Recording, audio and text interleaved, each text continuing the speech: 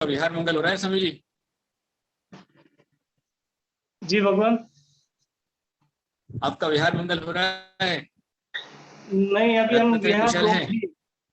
रत्नत्रय कुशल है। आपका रत्नत्रय कुशल है भगवान? हाँ, अच्छा अच्छा, आहार चरण निरंतर की हो गई। जी जी, सब कुछ निरंतर है, आपका भी निरंतर। अभी आप कहाँ विराज रहे हैं? नमस्ते। हम भगवान कराड़ से थोड़ा वापस आ गए पीछे। अब लोग कोल्हापुर से वापस कराड़ के पास आ गए। अच्छा हम अच्छा कोल्हापुर अच्छा, तक गए थे ठीक है जी। जी, आप और अपना थोड़ा विचार सा व्यक्त करें, वापस आए। सुन। हाँ हाँ, नमस्ते। अच्छा, ठीक है, बोलिए। नमस्ते। घर मात निकट चरिच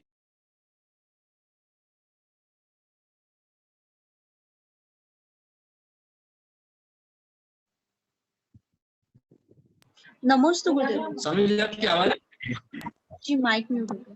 तभी तो आचार्य श्री कुंतु सागर जी गुरुदेव, आचार्य श्री कनकनंदी गुरुदेव को बारंबार नमन।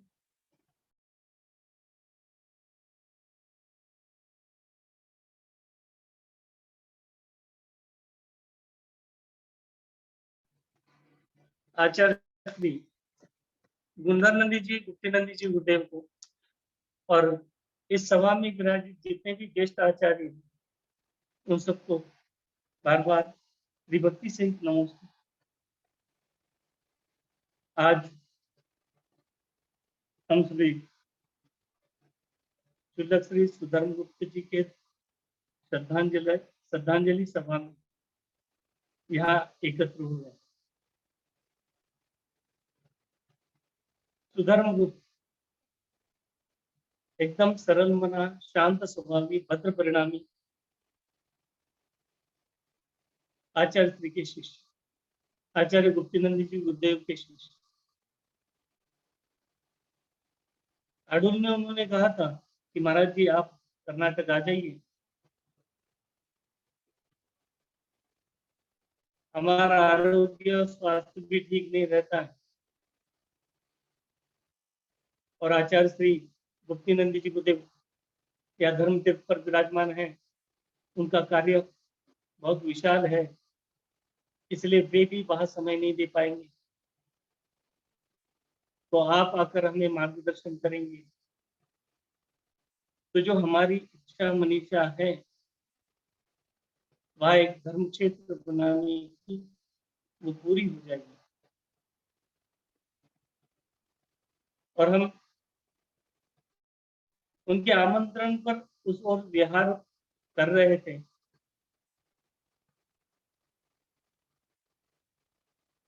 पर कहते हैं ना, कर्म की लीला न्यारी।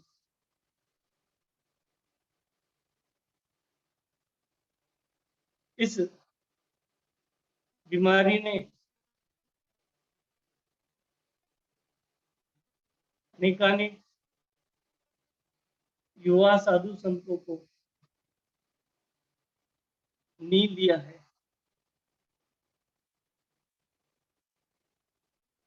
वैसे ही धर्मगुप्त महाराज जी की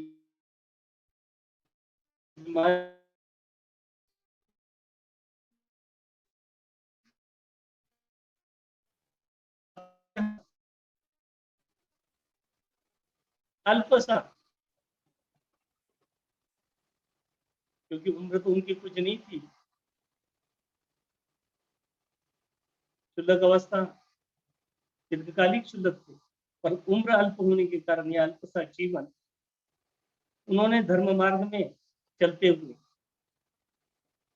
क्योंकि हर बार जब भी हमारा उनसे संपर्क होता था, वे यही कहते थे कि महाराज जी आप जल्दी आइए और हमारे लिए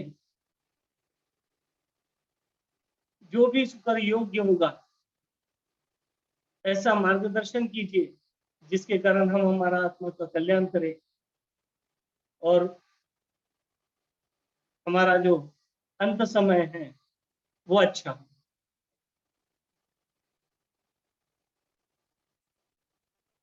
मैं सतत उनके संपर्क में रहा।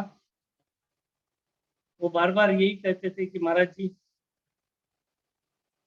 आचार्य से हमें अब नहीं लगता हम ज्यादा दिन रहेंगे। बीच में हरिका श्री रिद्धि श्री माता जी के लिए भी उन्होंने कहा कि हमें समाधि मरण सुनाओ।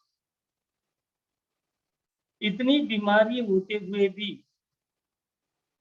उनको पीड़ा अवश्य होती होगी, पर इस पीड़ा में भी जब भी उन्होंने साधु संतों से या आचार्य वर्यों से या किसी और से भी संपर्क किया, तो हमेशा उन्होंने धर्म की चर्चा करने का ही प्रयत्न किया।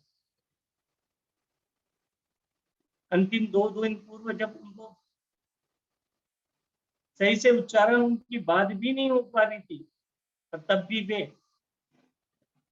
धर्म चर्चा में ही रुचि रखते थे।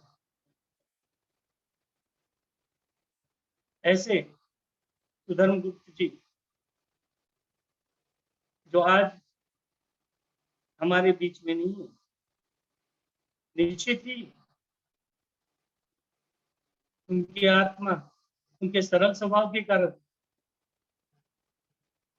और उनके धर्म कार्य के कारण, क्योंकि कर्नाटक प्रांत में ऐसे ऐसे छोटे छोटे गांव हैं जहाँ धर्म का मर्म सामान्य जन को पता नहीं। करीब करीब 5000 जैनियों को जैनत्व के लक्षण जो उनमें गायब हो चुके थे फिर से प्रकट करवा दिए। उन्हें जैनत्व क्या है वो फिर से सिखाया, बताया, और इसी तरह से धर्म का प्रचार प्रसार करते हुए अपना यह अल्प सा जीवन उन्होंने यहाँ समाप्त किया। वे जरूर ऊर्ध्व गति को, एक अच्छी गति को प्राप्त हुए हैं, और निश्चित ही ऐसे भव्य आत्मा आगे चलकर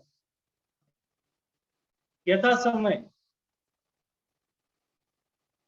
अपने उस साध्य को, लक्ष्य को प्राप्त करेंगे जिस लक्ष्य के लिए उन्होंने ये जीवन और यह साधु वेश धारण किया। मैं भगवान श्री शांतिनाथ भगवान के चरणों में यही प्रार्थना करता हूँ कि भगवान, कि जब भी हम भी किसी विकट परिस्थिति में फंस जाए या हमारा अंत समय आ जाए, तो हमारा भी मन शुल्लक श्री सुधर्म गुप्त जी के जैसा ही धर्म चर्चा में, धर्म मार्ग में और धार्मिक जनों के संगति में रहने का ही प्रयत्न करे। भले उनके सामने कोई नहीं था, पर वो हमेशा साधु संतों से संपर्क करके उनसे नित्य अपने अंतिम समय के लिए वो चर्चा करते थे। ऐसे श्री सुधर्म गुप्त जिन्होंने अपने शुल्लक पर्याय को धारण करके श्रावकोचित यथा योग्य समाधि मरण साध लिया है, उन्हें हम उनके अंतरंग धार्मिक भाव को, पीड़ा में भी समाधि का जो उन्होंने प्रयत्न किया है, कष्ट में भी वो ना डिगे, ऐसे भावों को मैं मेरी ओर से श्रद्धांजलि अर्पित करता हूँ और भगवान को यही प्रार्थना करता हूँ कि भगवान मुझे भी अंत समय में ऐसे ही सचेत रखे कि जो मैं मेरा समाधि मरण ऐसे ही अनेकानेक भव्य आत्माओं की तरह प्राप्त कर सकूं। नमोस्तु भगवान, नमोस्तु भगवान, नमोस्तु। जी बहुत बढ़िया। अभी हमारे सचिदानंद जी ने कहा कि मौत का ठहराव सभी के जीवन में आता है, आने वाला आकर के कुछ दिन ठहर चला जाता है। आज नहीं तो कल सभी का मर जाना निश्चित है। कहलाता है वही भी जो मृत्यु पर विजय पाता है, और उसी की ओर उन्होंने बचपन से अपने कदम बढ़ाए श्री सुदामा गुप्ता जी ने, और अपनी साधना को साधा, निरंतर भक्ति मार्ग पर लगे रहे। हमारे बीच में अभी राष्ट्र संत आचार्य श्री गुरुधन जी भी हैं, और मुनि श्रेष्ठ चंद्र गुप्ता जी भी यहाँ पर हैं, गणनी यारिका समक्ष माता जी भी हैं, गणनी यारिका आस्था माता जी भी यहाँ पर हैं। तो आप में से अभी जो ही पहले बोलने वाले हैं, आप हैंड रेज करें, जिससे पहले आपको मौका दिया जा सके बोलने के लिए। आचार्य गुरुधन जी,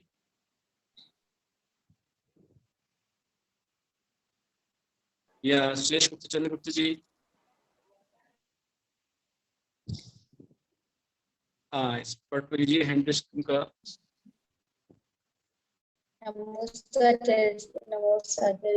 जितने भी आचार्य भगवान यहाँ पर विराजमान है, उन सबको सिद्ध श्रुत आचार्य भक्ति लोग नमोस्तु नमोस्तु नमोस्तु। सभी मुनिराजों को नमोस्तु। मेरे से बड़ी सभी माता जी को वंदनामि। मंगलम भगवान वीरो मंगलम गौतमो गणे मंगलम कुंद कुंदात्यो जैन धर्मोस्तु मंगलम। सर्व मंगल मांगल्यम सर्व कल्याण कारकम प्रदानम सर्वधर्माणां जैनम जयतु शासनम जैनम जयतु शासनम। जो शिव शंकर भगवान की जय, आचार्य श्री गुरुदेव की जय। धर्म से बंधुओं, आज हम सभी शुल्लक सुधर्म गुप्त जी की श्रद्धांजलि सभा यहाँ पर कर रहे हैं। शुल्लक जी का स्वभाव बहुत ही मधुर और मिलनसार था। वो सभी साधुओं से बहुत अच्छे से जुड़े हुए थे, बहुत अच्छी धर्म प्रभावना कर्नाटक में कर रहे थे। और गुरुदेव के संग में जब से आए हैं, गुरुदेव की हर चीज को उन्होंने ग्रहण किया है, और उस चीज को उन्होंने कन्नड़ भाषा में कर्नाटक में जब से गए हैं, तो अधिकांश सबसे अधिक अगर विधान उन्होंने कन्नड़ भाषा में कराए हैं, एक सुधर्म गुप्त जी शुल्लक जी है, जिन्होंने अनेक विद्वानों के बीच में एक अपनी छाप, अपना एक स्थान बनाया है। कर्नाटक क्षेत्र में जितनी भट्टारक स्वामियों की पूजा और उनकी मान्यता है, और उसकी उसी प्रकार शुल्लक सुधर्म गुप्त जी का भी एक स्थान है कि जिनके बीच में रहकर और अनेक बच्चों को उन्होंने, सबसे अधिक उन्होंने विद्या प्राप्ति विधान के माध्यम से अनेक बच्चों को जोड़ा है। 10-10 हजार 5-5 हजार बच्चों को एक साथ में लेकर के उन्होंने विधान संपन्न कराया है। और वर्ष में ऐसे कितने ही कार्यक्रम आते थे जहाँ वो विद्या प्राप्ति विधान, विजय प्रथा का विधान आदि विधानों के माध्यम से, एक भक्ति के माध्यम से छोटे से छोटे गांव में और बड़े बड़े शहरों में, कॉलेज में, स्कूल में, जहाँ जहाँ जा सकते थे वहां जाकर के शुल्लक जी ने अपनी एक नई पहचान बनाई, और उस पहचान के साथ में एक अपना प्रेम और वात्सल्य सभी भक्तों के बीच में लुटाया है, जिसके कारण हर व्यक्ति उनसे जुड़ा हुआ है। कर्नाटक में ऐसा कोई शायद स्थान नहीं होगा कि जहाँ उनको लोग ना जानते हो। विधान के कारण और अपने प्रवचन के कारण यहाँ गुरुदेव के पास में रह करके भी जो कन्नड़ भाषा के थे, कर्नाटक में जिनका जन्म हुआ था, जिन्हें हिंदी नहीं आती थी, लेकिन एक ग्रहण शक्ति व्यक्ति की होती है, और सेवा के कारण, विनय और सरलता के कारण उन्होंने हर चीज को गुरुदेव से इतने अच्छे तरीके से सीखा है, ग्रहण किया है, कि जिसका प्रचार प्रसार उन्होंने अपने कन्नड़ भाषा में और कर्नाटक प्रांत में उसका पूरी तरह से प्रचार प्रसार किया है। गुरुदेव के द्वारा जितने विधान लिखे गए हैं, उन सब विधानों को हर विद्वानों के बीच में, जितने कर्नाटक के पंडित हैं, भट्टारक स्वामी है, उनको अच्छे से बुलाते, और अनेक विद्वान वहाँ के जितने भी विद्वान गण हैं उनकी बात को स्वीकार करते और एक उच्च स्थान पर उन्हें प्रतिष्ठित करते। और जब भी शुल्लक जी वहां जाते तो अनेक तो उन्होंने पंच कल्याणक करवाए, बहुत सारे पंच कल्याणक, साल में 1-2 4-5 पंच कल्याण तो वो संपन्न करा ही लेते। जब श्रवण बेलगोला की यात्रा के समय भी साथ में वो स्वयं गुरुदेव के सारथी बनकर पूरी यात्रा का निरीक्षण करते, आगे पीछे क्या व्यवस्था करना है सब कुछ देखते। और जब क्षेत्र के पास, उनके क्षेत्र के वहां पहुंचने का समय आया तो उनको बार बार यही बोला कि हम सब अभी संघ के साथ आए हैं, तो आप एक बार संघ के साथ में आपके क्षेत्र में भी वहां लेकर के चलो। बस उनकी एक इच्छा थी कि नहीं, अभी वहां पर पूरा काम नहीं हुआ है, रहने की पूरी व्यवस्था नहीं है, तो मैं अभी पूरे संघ को वहां नहीं ले जा सकता, लेकिन जब पूरा काम हो जाएगा तो पंच कल्याण गुरुदेव के हाथों से ही करना है, और गुरुदेव पूरे संघ के साथ में फिर से आएंगे, अभी वहां रहने की ज्यादा व्यवस्था नहीं है, तो मैं वहां नहीं ले जा सकता। सबने बार बार उनको बोला, लेकिन वो अपने क्षेत्र पर आचार्य श्री को नहीं लेकर गए। उनकी भावना थी कि मैं बाद में लेकर जाऊंगा, और हमारी इच्छा थी कि हम अभी आए हैं तो एक बार आपके क्षेत्र पर होकर के जाएं, लेकिन कल क्या होने वाला है ये भविष्य में किसी व्यक्ति को कुछ पता नहीं है कि भविष्य में वो व्यक्ति कल देख पाएगा कि नहीं। जो उनका सपना था क्षेत्रों का, भगवान बाहुबली भगवान की प्रतिमा खड़ी करना है, और उस क्षेत्र के सपने के लिए वो दिवाली के बाद में जब यहाँ आए तो सभी ने उनको यहाँ बोला कि यहाँ थोड़े दिन रहो, थोड़े दिन यहीं पर, जहाँ भी जाते तो सब, हर व्यक्ति की मेहमानबाजी अधिकांश लोग वही कर पाता है कि जो व्यक्ति सरल हो, विनयवान हो और सबकी बात सुनता हो।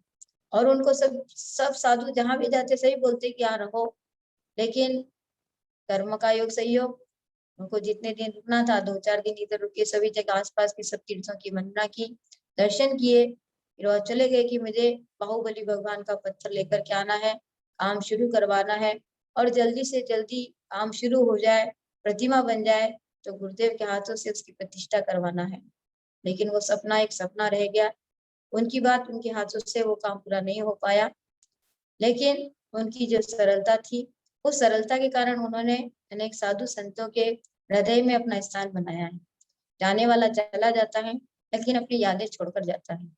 और उन्होंने जो कार्य किया है कर्नाटक में, बहुत अच्छा कार्य किया है। सारे भट्टारक स्वामी जितने भी वहाँ हर अलग अलग क्षेत्रों पर हैं, वे सभी उनसे बहुत अच्छे से परिचित है। मैं तो भगवान से ही प्रार्थना करूंगी, बस ये है कि जाने से पहले उनकी 2-3 दिन पहले ही उनसे चर्चा हुई थी, तो यही लग रहा था कि ये ठीक हो जाएंगे, और भगवान से ही प्रार्थना करते हैं कि अवश्य में वो अगले भाव में मुनि बन करके कर्म घाट के मोक्ष जाए, ये प्रभु से प्रार्थना है। और उनको यही धर्मवती का आशीर्वाद कि आप अवश्य में अपने जीवन में मनुष्य भाव पाकर मुनि बनकर कर्म घाट का अनंत सिद्ध जैसे पद को प्राप्त करो। इसी भावना के साथ में पुनः आचार्य भगवान के चरणों में नमोस्तु नमोस्तु नमोस्तु। हमारे बीच में भी गणनीय का आशीष माता जी ने अपने विचार व्यक्त किए और बताया कि श्री सुधर्मगुप्त जी ज्यादा पढ़े लिखे नहीं थे,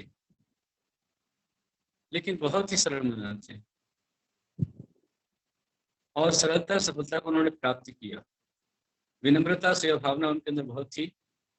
अभी हमारे बीच में गणनीय का क्षमाश्री माता जी हैं, तो माता जी आपके मोबाइल पर आपकी वीडियो जो भी हो, आशा दीदी वगैरह, वो उनके डिवाइस को ऑन कराएं और गणनीय का क्षमाश्री माता जी अपने विचार व्यक्त करें सुधर्मगुप्त जी के लिए। देखिए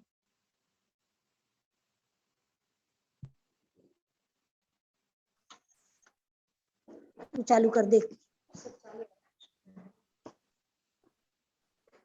हाँ चलोगे, आवाज आ रही माता जी?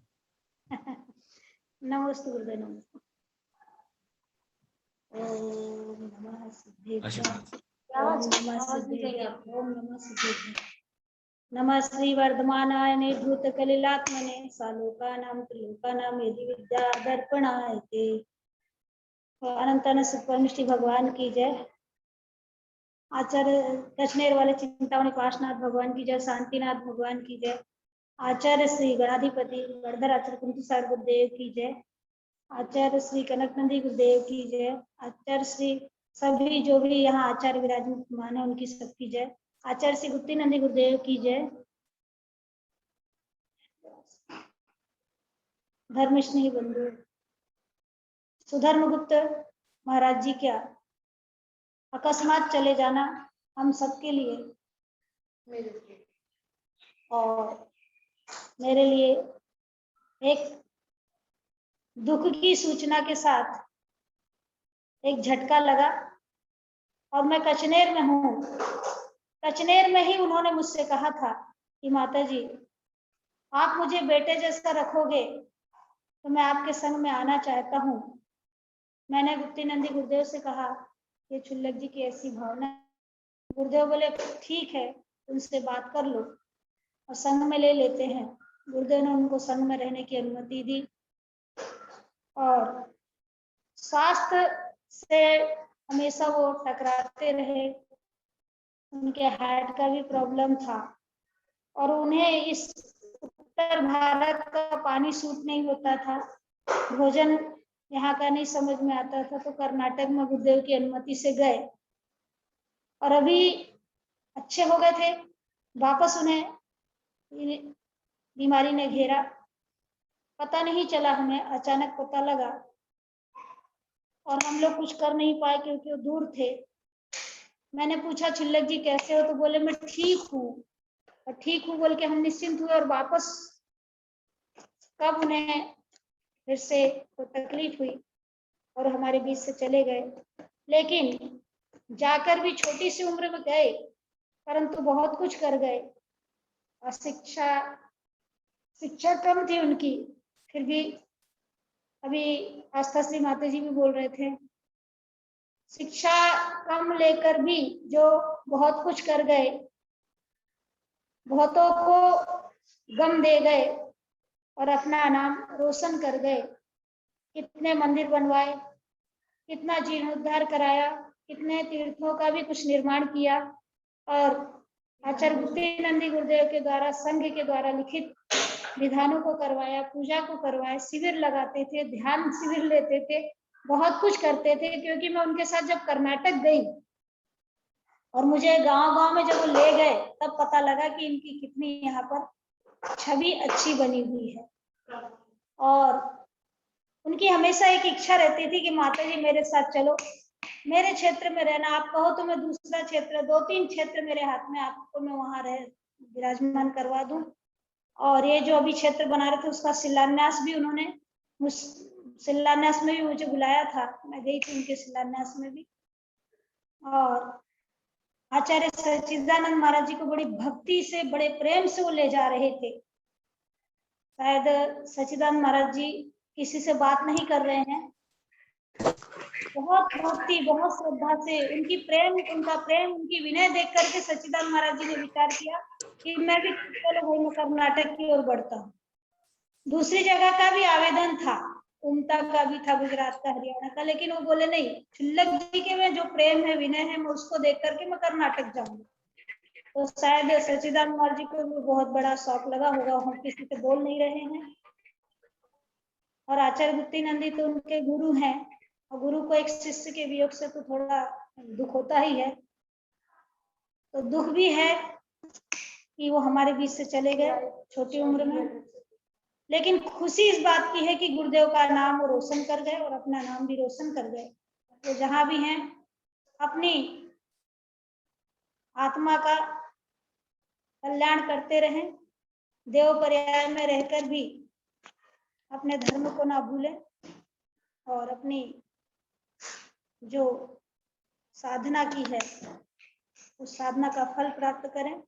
और हम सभी उन्हें आशीर्वाद देते हुए श्रद्धांजलि देते हैं कि आप जहाँ भी हैं आपकी आत्मा को शांति की प्राप्ति हो और आगे भी आप मोक्ष मार्ग में लगे, यही शुभकामना, शुभ भावना।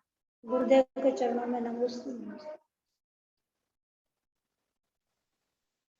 गणनीय हरिकृष्ण माता जी ने 2002 से उनको पूरा मार्गदर्शन दिया और धर्मपुत्र की तरह उनका उनको हमेशा मार्गदर्शन दिया। और सदन गुप्त जी कभी किसी से बुरा नहीं बोलते थे, चाहे जो हो, हर एक के साथ उनका मधुर विनम्र सरल व्यवहार था, इसलिए सबको अपना बनाने की कला उनके अंदर थी। जो बात अभी गणनीय हरिकृष्ण माता जी ने कही, उसी बात का हम लोगों ने अनुभव किया था। हम लोग जो 2017 में यहाँ से श्रवण जा रहे थे तो हर एक गांव में जहां जहां छुल्लक जी गए, उनके चतुर्मास में कहीं पर उनका 5 साल पहले चतुर्मास हुआ, कहीं 2 साल पहले चतुर्मास हुआ, लेकिन जहाँ पहुंचे तो पूरा गांव इतना आत्मीयता से वहां पर आता था कि जैसे शुल्लक जी अभी चतुर्मास करके आए हों, उनका अपना शहर अपना गाँव हो, ऐसी आत्मीयता उन्होंने दी। इस कारण वहां पर उनको मिली और संघ में भी विनम्रता के साथ में रहे, अच्छी भक्ति श्रद्धा उनकी थी। मैं और बाद में कहूंगा, लेकिन इससे पूर्व हमारे बीच में मुनीष जी शेष गुप्त जी, मुनीष चंद्रगुप्त जी हमारे बीच में हैं, वे अपने विचार व्यक्त करें। मुनीष चंद्रगुप्त जी, इसका मुनीष शेष गुप्त जी, फिर हमारे आचार्य श्री ऊर्ध्वनंदी जी। अभी चंद्रगुप्त जी अपने विचार रखेंगे।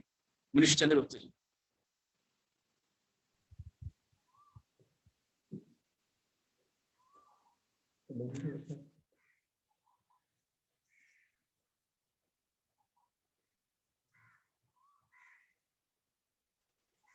आप बोलिए चंद्रगुप्त जी। जी नमस्ते गुरुदेव। ओम नमः सिद्धेभ्यः, ओम नमः सिद्धेभ्यः, ओम नमः सिद्धेभ्यः। अनंत अनंत सिद्ध परमेष्टि भगवान की जय। ऋषभादि वीरांत चतुर्विंशति तीर्थंकर भगवान की जय। चारित्र चक्रवर्ती आचार्य शांति सागर मुनि महाराज की जय। समाधि सम्राट आचार्य श्री महावीर कीर्ति जी, गणधर आचार्य कुंत सागर जी, वैज्ञानिक धर्माचार्य श्री कनक नंदी जी गुरुदेव की जय। परम पूज्य प्रज्ञा योगी आचार्य श्री गुप्ती नंदी जी गुरुदेव की जय। पूज्य वर सुरेश गुप्त मुनिराज की जय।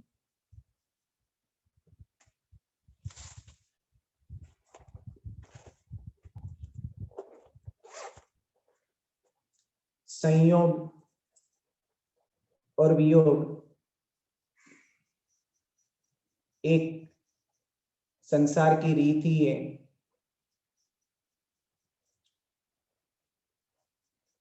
संसार में जिस वस्तु का संयोग हुआ है वह वियोग होने के लिए ही हुआ है। ये तो एक शास्त्रों में गुरुओं के उपदेश से प्राप्त ये बातें हैं, लेकिन जब ये जीवन में घटित होती है तब इन बातों को प्रैक्टिकल लाना बड़ा कठिन लगता है। शुल्लक श्री सुधर्मगुप्त जी का जो अचानक समाधि मरण का समाचार प्राप्त हुआ तो मन में एक बड़ी हलचल सी मच गई। विश्वास ही नहीं हुआ कि वास्तव में शुल्लक जी हमसे बहुत दूर चले गए हैं। भले 2 साल से उनसे मिलना भी नहीं हुआ था, और होता भी था तो बहुत कम, 1-2 वर्ष में 1-2 बार कभी हुआ तो हुआ, नहीं हुआ तो नहीं हुआ, लेकिन फिर भी ऐसा लगता था कि ये पास में ही है।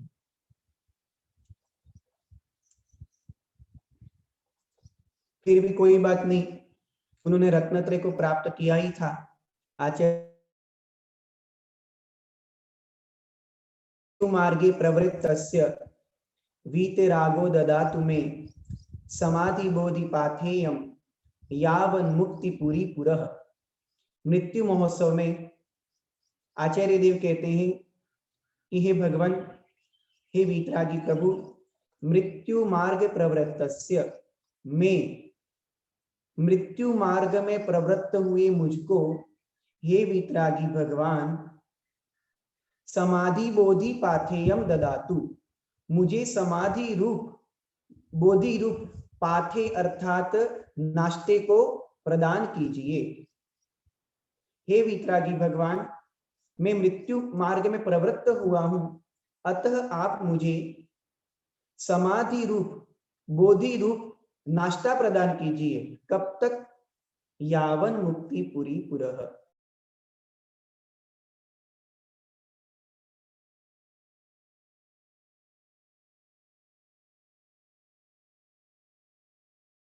नमोस्तु मुनीश्री, अनम्यूट कीजिए। जब तक मुझे मुक्ति की प्राप्ति नहीं होती है तब तक मुझे वह समाधि बोधि रूप नाश्ता प्रदान कीजिए, क्योंकि राह में पथ में कोई भी चलता है तो उसे नाश्ता तो चाहिए। तो उसी प्रकार से क्षुल्लक जी भी भले हमारे बीच में से गए हैं, लेकिन रत्नत्रय रूप बोधि को वे पुनः प्राप्त करे। अभी तो रत्नत्रय तो नहीं, क्योंकि वे देवगति में गए होंगे, देवगति में रत्नत्रय तो है नहीं, लेकिन अवश्य में सम्यक दर्शन की विशुद्धि के साथ में वे होंगे, क्योंकि उनके अंदर अपार जिनेंद्र भक्ति थी।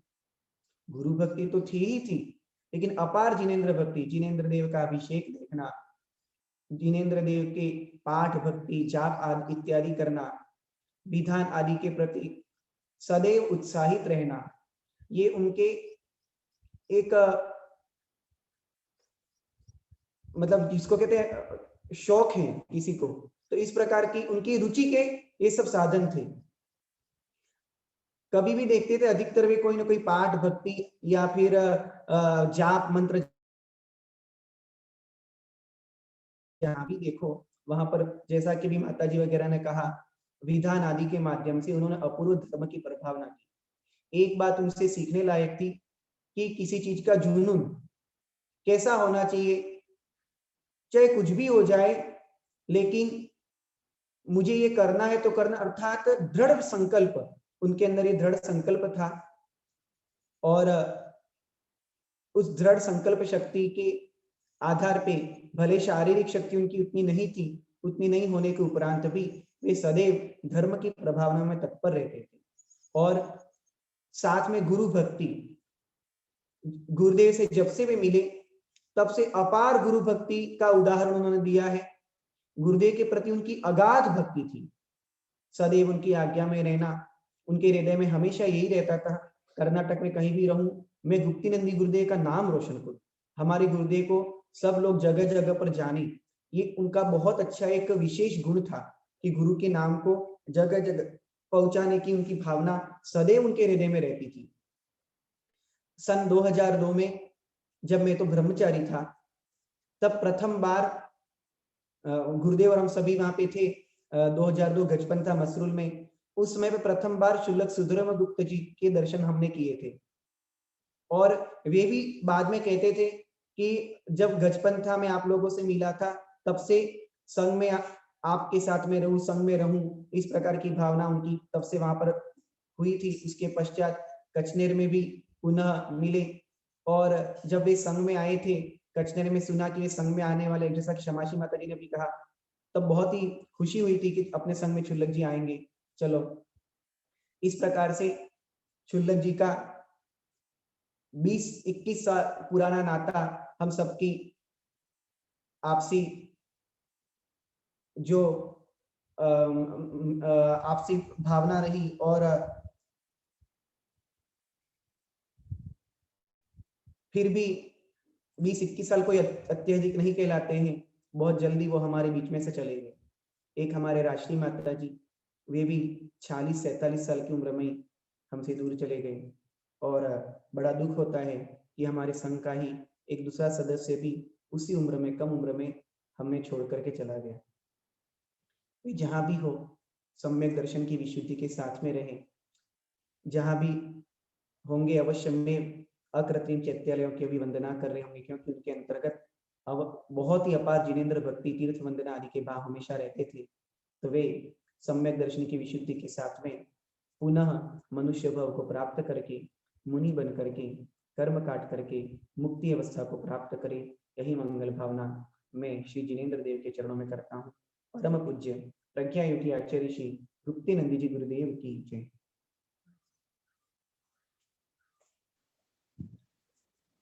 अभी मुनीश चंद्रगुप्त जी ने अपने साधर्मी सदन जी के लिए अपने विचार व्यक्त किए। इसके पश्चात मुनीश शेष गुप्त जी सदन गुप्त जी के लिए अपनी श्रद्धांजलि यहाँ प्रस्तुत करेंगे। नमोस्तु गुरुदेव, नमोस्तु। नमस्ते। नमो अरिहंताणं, नमो सिद्धाणं, नमो आयर्याणं, नमो वज्रायाणं, नमो लोये सवसाहुणं। पंच परमेष्ठी भगवान की जय। परम पूज्य गणाधिपति गणधराचार्य श्री कुंथो सागर जी गुरुदेव की जय। वैज्ञानिक धर्माचार्य श्री कनक नंदी जी गुरुदेव की जय। परम पूज्य प्रज्ञा योगी दिगंबर जैनाचार्य श्री गुप्तीनंदी जी गुरुदेव की जय।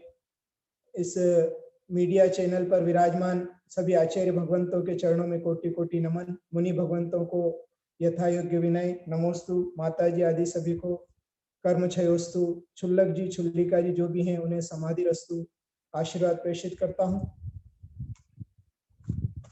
परसों जब संघ में एक माता जी की संलेखना चल रही है, उनके पास से मैं लौट कर आ रहा था, तब मुनि श्री चंद्रगुप्त जी ने समाचार दिए। तब से एकदम झटका सा लगा और बात की सत्यता को जानने के लिए हम दोनों मुनि कक्ष में आए। बच्चों से बोलकर बार बार धर्म तीर्थ पर सूचना प्राप्त करो, क्या यह घटना सही है, क्या यह घटना सही है। इस प्रकार प्रयास किया, संपर्क नहीं हो पाया। फिर मुनि श्री विमल गुप्त जी से जैसे तैसे संपर्क हुआ और जब ज्ञात हुआ कि हमारे साधर्मी चुल्लक श्री सुधर्म गुप्त जी हमारे बीच नहीं रहे, तो बहुत पीड़ा हुई। एक बहुत अच्छे साधक थे, अभी पूर्व वक्ताओं ने बहुत सारा परिचय उनका दिया ही है। सबसे बड़ी चीज उनके अंदर थी कि जो हमारे गुरुदेव ने हमारे लिए सूत्र प्रदान किया है, सरलता में सफलता, वह सूत्र को लेकर वह हमेशा चलते थे। कचनेर में वह दिन मुझको याद है कि वह एक माता जी के साथ थे, श्रेयांसमती माता जी थी शायद, और अकेले माता जी के साथ उनका मन नहीं लगता था और उनकी पढ़ने की भी रुचि थी। तो वह रामलाल बड़जाते नगर में धर्मशाला में छत के ऊपर हमसे मिले और बड़ी अच्छी तरह से बात हुई। मैं भी क्षुल्लक उस समय था और उन्होंने कहा मैं भी रहना चाहता हूं। तो हमने ही कहा कि एक बार आप पहले क्षमाश्री माता जी से बात करो, फिर क्षमाश्री माता जी आपको गुरुदेव से मिलवा देंगी। मैं भी उस समय क्षुल्लक था, दीक्षा होकर पहली बार कचनेरी आए थे। फिर क्षमाश्री माता जी ने संपर्क करके और बड़े ही अच्छे ढंग से क्षुल्लक जी का संघ में प्रवेश हुआ। फिर हमारे साथ उठना बैठना आदि सभी क्रियाएं यथावत संघ की चर्या के अनुरूप वह ढल गए और चलते रहे। स्वास्थ्य से शुरू से कमजोर थे पर मन से कमजोर नहीं थे और उनकी जिज्ञासाएं बहुत थी, हर वस्तु के प्रति अलग थी।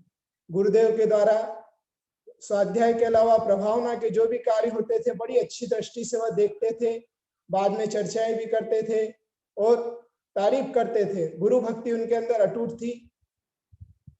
और जैसा कि माता जी ने कहा, तो वह दिल्ली में भी हमारे पास आए, उसके अलावा और भी कई जगह पर उनको वहां का हमारे मतलब उत्तर भारत का भोजन प्रायः सूट नहीं होता था, वहां का हवामान सूट नहीं होता था, इसलिए वह कर्नाटक की ओर ही ज्यादातर रहे गुरुदेव की आज्ञा से, ताकि उनके स्वास्थ्य की अनुकूलता बनी रहे। सबसे बड़ी बात, उनको खाने की लोलुपता कभी नहीं थी। सरलता से जैसा मिला, अधिकतर प्रायः चावल का भोजन करते थे, दाल चावल प्रायः वही उनका भोजन था, और छाछ भाखरी जो कि दक्षिण भारत का मुख्य भोजन है, प्रायः वही ग्रहण करते थे। और हमसे हमेशा संपर्क में रहे, गुरुदेव के साथ थे। जब भी अपना सुख दुख क्या हो रहा है क्या नहीं हमेशा शेयर करते थे। विनय, व्यवहार, प्रेम आदि अनेक बातें उनके अंदर थी। बाद में अलग होने के बाद भी कर्नाटक प्रांत में अनेक जगह उन्होंने विहार किया, जगह जगह सरस्वती विधान आदि करते थे और समय समय पर हमको भी सूचित करते रहते थे, मुनिश्री मैं ऐसा कर रहा हूँ, मुनिश्री यहाँ पर हमारा विधान है, मुनिश्री मैं यहाँ पंचकल्याण में जाने वाला हूँ। और उन्होंने अपने क्रिया के माध्यम से, चर्या के माध्यम से पूरे दक्षिण भारत में, चाहे वह धर्मस्थल हो, श्रवणबेलगोला हो, या आपका बेलगांव जिला हो, धारवाड़ जिला हो, हुबली जिला हो, और भी अनेक जगह पर अनेक प्रतिष्ठाओं में शामिल होकर अनेक बड़े बड़े विधानों का आयोजन करवाकर, प्रेरणा देकर बड़े बड़े आयोजन किए। और कन्नड़, अपनी कन्नड़ भाषा जो उनके पास थी, उस कन्नड़ भाषा के माध्यम से सदुपयोग करते हुए जिन शासन की महती प्रभावना आपने की, साथ ही हमारे गुरुदेव का नाम भी रोशन किया। और जब भी उनकी गुरुदेव से भी कभी कुछ चर्चा होती थी तो उसके 1-2 दिन पश्चात फोन के माध्यम से हमको बता देते थे, मुनिश्री गुरुदेव से ऐसी ऐसी बात हुई है और अब हम ऐसा काम कर रहे हैं। कभी गुरुदेव के पास दर्शन के लिए भी जाना होता था तो उसके 2 दिन पहले 3 दिन पहले कभी भी कि मैं वहां पर जा रहा हूं, इस प्रकार की वो सूचना देते रहते थे। बहुत अच्छे साधर्मी थे। पर योग संयोग इस संसार की रीति है। ये अच्छी बात है कि गुरुओं के मुख से संबोधन प्राप्त करके नमोकार मंत्र को सुनते हुए वह समाधि मरण को प्राप्त हुए हैं। तो निश्चित ही आगामी भाव में वह उच्च गति को प्राप्त करके, मनुष्य गति आदि को प्राप्त करके अपना जो लक्ष्य है, जिस लक्ष्य के लिए उन्होंने मोक्ष मार्ग को चुना था, उस लक्ष्य को प्राप्त करेंगे। हम वीर प्रभु के चरणों में यही प्रार्थना करते हैं। और वह कम उम्र में चले गए। उनके हार्ट के वाल में एक छेद था। बचपन से हमने उनको कई बार मुनि दीक्षा लेने को भी प्रेरित किया, पर वो हमेशा यही कहते थे कि मुनिश्री, मेरी भावना तो बहुत होती है पर मैं अपने शरीर की वजह से आगे नहीं बढ़ पाता हूँ। पर फिर भी वो शरीर की वजह से मुनि नहीं बने, पर फिर भी उन्होंने धर्म के क्षेत्र में बहुत सारा काम किया है। सरस्वती विधान, सरस्वती आराधना के प्रति उनकी अनन्य श्रद्धा थी और निश्चित रूप से वह सरस्वती की आराधना उनको आगामी भव में अच्छी गति, पंचम गति की ओर ले जाएगी, ऐसा हमारा विश्वास है। और हमसे ज्यादा दुख तो गुरुदेव को हुआ होगा, क्योंकि वह भी गुरुदेव के एक बहुत अच्छे शिष्य थे और समय समय पर गुरुदेव का आशीर्वाद प्राप्त करके नवीन नवीन कार्य करते रहते थे। और दक्षिण भारत में गुरुदेव की यात्रा में भी उन्होंने बहुत वैयावृत्ति करके और गुरुदेव की सेवा करके पुण्य लाभ कमाया है। तो ऐसे वह साधु हमें शिक्षा दे गए हैं कि सरलता में सफलता है। आज भारत में जितने भी भट्टारक वर्ग हैं वह भी उनका नाम जानते हैं, उनके माध्यम से हमारे गुरुदेव का नाम जानते हैं। और युवाचार्य श्री गुणधर जी गुरुदेव, वह भी बहुत अच्छे से उनकी तरह परिचित, उनके पड़ोस में ही हमेशा अधिकतर उनके संपर्क में, उनके पास में रहते थे। और उन्होंने भी उनके जीवन के अंतिम समय में संबोधन, मंत्रोच्चार आदि करके अपना बहुत अच्छी भूमिका निभाते हुए आशीर्वाद प्रदान किया है। तो पूज्य गुणधर नंदी जी गुरुदेव को भी नमन वंदन करता हूँ, पूज्य गुरुदेव के चरणों में नमन वंदन करता हूँ। और जिनेंद्र प्रभु से यही प्रार्थना करता हूँ कि वीर शासन, जिनेंद्र भगवान का शासन जो चल रहा है, इसमें सभी साधर्मी, साधु वर्ग, धर्मात्मा लोग निरंतर अपने रत्नत्रय की साधना के साथ बढ़ते रहें, आगे बढ़ते रहें। और क्षुल्लक सुधन गुप्त जी आज जहां भी हैं, अंतिम समय साथ में होते तो बहुत अच्छा होता, पर आज जहां भी हैं, अगर वह अवधि ज्ञान से जान रहे होंगे, वैसे तभी हमारे मुनिषी ने कहा, बिल्कुल सही बात है कि उनकी जो नंदीश्वर दीप पंचमेरु के प्रति, जिनवाणी के प्रति जो भक्ति थी, जिनेंद्र भक्ति थी, तो निश्चित रूप से अभी तो वह देव पर्याय से वहां पर तीर्थों, अकृत्रिम जिनालयों की वंदना कर रहे होंगे, सातिश्य पुण्य अर्जन कर रहे होंगे और पुनः सम्यक दर्शन को उन्होंने प्राप्त कर लिया होगा। इसलिए ज्यादा उनके लिए तो भावना हम नहीं कर सकते, पर यही भावना करते हैं कि अगर वह अवधि ज्ञान से जानकर हमको देख रहे हैं तो इस पर्याय में रहकर जाने अनजाने कोई अपराध हुआ हो, कोई मनोमालिन्य हमारे प्रति हुआ हो, तो वह क्षमा प्रदान करें। और उनकी शक्ति से हम भी अगर इस रत्नत्रय के मार्ग में चल रहे हैं, कर्मवशात जीवन के अंतिम क्षणों में यदि कोई भटकन आए तो वह आकर हमें संबोधित करे, ऐसी भावना हम उनके प्रति करते हैं। और पुनः पुनः यही प्रार्थना करते हैं कि वह शीघ्र अतिशीघ्र इस संसार सागर को पार करके उस सिद्ध लोक में निवास करें, ऐसी भावना करते हुए पूज्य गुरुदेव के चरणों में बारंबार कोटि कोटि नमन वंदन करते हुए अपनी बात को विराम करते हैं। बोले आचार्य श्री गुप्तिनंद जी गुरुदेव की।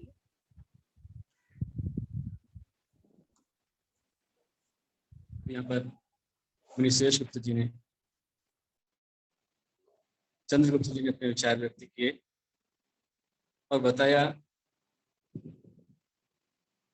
दोनों माता जी ने बताया सचिदानंद जी ने बताया कि तन से बहुत मजबूत नहीं थे पर मन से मजबूत थे और बहुत ही उत्साहपूर्ण उनका व्यवहार था। धर्म के प्रति, धर्म प्रभावना के लिए उनका मन बहुत उत्साहित था। ऐसे सदनमूर्ति जी, उनको बहुत नजदीक से देखा है हमारे साधर्मी आचार्य श्री गुरुधन जी ने, जो राष्ट्र संत हैं, नवग्रह तीर्थ के प्रणेता हैं और अभी के माध्यम से धर्म प्रभावना अच्छी कर अभी उन्होंने बहुत महोत्सव है और अंत समय बिल्कुल नजदीकी से उन्होंने पूरा संबोधन मार्गदर्शन किया है शुल्क जी के लिए। हम दोनों ने मिलकर के उनके परिणाम लेने का प्रयास किया है और वो तो स्वयं जागृत थे।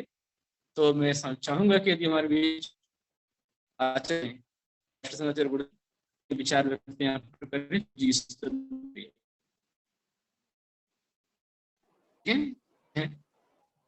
जी नमस्ते गुरुदेव। नीतिमती डिवाइस पर यदि हो अथवा और कोई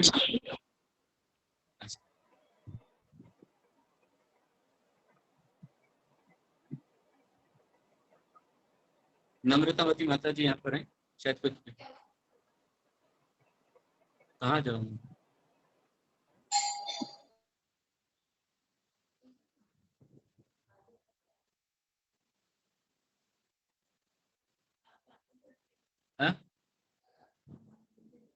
वहाँ पर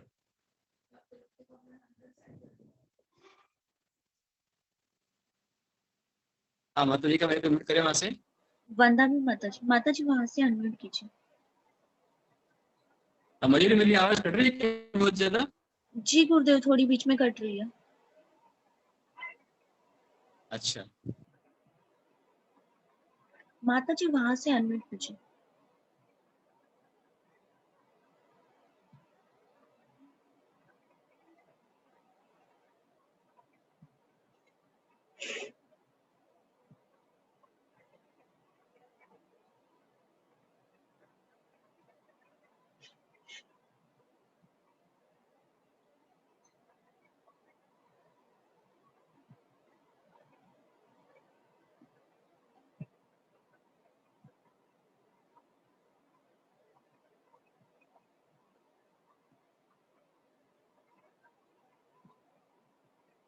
अनम्यूट का ऑप्शन है वहां पे।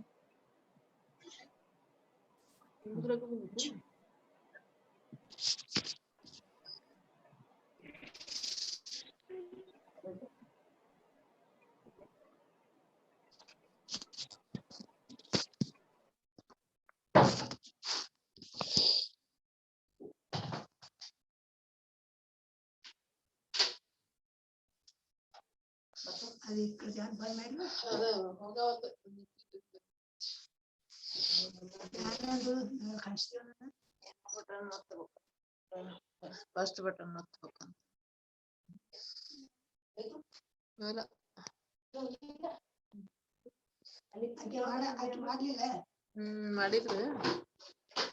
ಮಾಡಿದ್ರಿ ಇದು ಬಂದಿಷ್ಟ ನಿಂತು ಮತ್ತೆ ಬಂದೈತಿ ಆದ್ರ ರೇಂಜ್ ಇಲ್ಲ. जी माता जी माइक ऑन हो गया।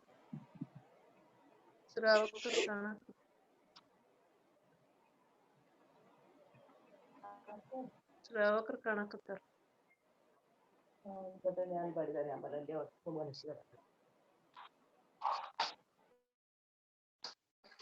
रेंज ಇಲ್ಲ. शायद माता जी बोल नहीं पा रहे लगता है। माता जी बोल रहे हैं कुछ शब्द क्या? नम्रतावती माता जी आपकी आवाज आ रही है, आप बोलिए वहां से। रेडी।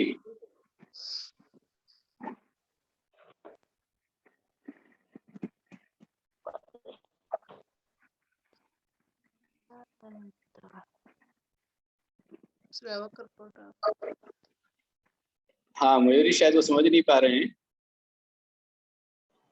जी गुरुदेव। यदि राष्ट्रसंत आचार्य श्री गुरुनानक जी हमारे बीच में हो। ದೊಡ್ಡ ಮಹಾರಾಜ್ ಇದೆ. ದೊಡ್ಡ ಮಹಾರಾಜ್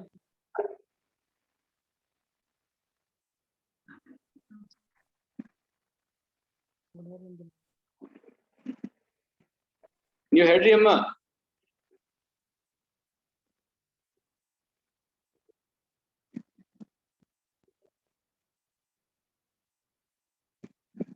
देखिए, हमारे बीच में यदि राष्ट्रीय संत आचार्य श्री गुरुधनंद जी हों अथवा अभी और भी कुछ लोग अपने विचार व्यक्त करना चाहते हैं, उस समय हमारे पास में हैं, तो जो भी अपने विचार व्यक्त करना चाहते हों वे अपना हैंड रेज करें और 2 शब्दों में अपने विचार व्यक्त करें। तत्पश्चात आखिरी शब्दों के साथ हम विराम लेंगे। तो पहले जो भी बोलना चाहते हैं अपना हैंड रेज कीजिए और मयूरी जी उनको स्पॉट पर लीजिए।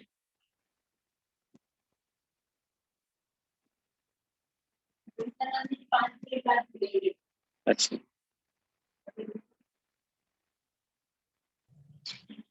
गुंजनंदी मुनि महाराज की जय, गुप्तीनंदी मुनि महाराज की जय। आवाज आ रही है? जी आंटी बोलिए। हाँ आ रही बोलिए महाराज जी। रेणुका। हाँ महाराज जी, लातूर में आए थे वो महाराज जी, बात मालूम हो गई, उनकी वजह से मेरी शिकर्जी हो गई थी, बहुत दुख हो रहा है, बात नहीं कर सकता महाराज। बहुत अच्छे महाराज जी थे, मेरे को शिकर्जी की वंदना कर रहे थे महाराज जी ने। मेरे को आप सब की बहुत याद आती है महाराज जी। नमस्ते महाराज। हाँ रेणुका, हमारे साथ में 2007 में जब समय शिखर जी हम जा रहे थे तब लातूर चतुर्मास उन्होंने किया था और लातूर से ये रेणुका और एक बच्ची और इस तरह से ये लोग हमारे साथ 2007 में बेरू राजा से समय शिखर जी गए थे, छुलक जी के साथ में ये आए थे और बहुत अच्छी भक्ति के साथ में इन बच्चियों ने विहार साथ में कराया था। और आज उन्हें समाचार मिला है, वाकई में जहाँ जो चतुर्मास किया है उन्होंने हर एक के मन में अपना स्थान बनाया है। बहुत अच्छी भक्ति प्रभावना उनकी रही है। जितने उनके उगान के कम है, अभी 3 घंटे और यहाँ पर है, तो मयूरी जी आप उसको लीजिए और उनके माध्यम से उनके विचार व्यक्त कराइए।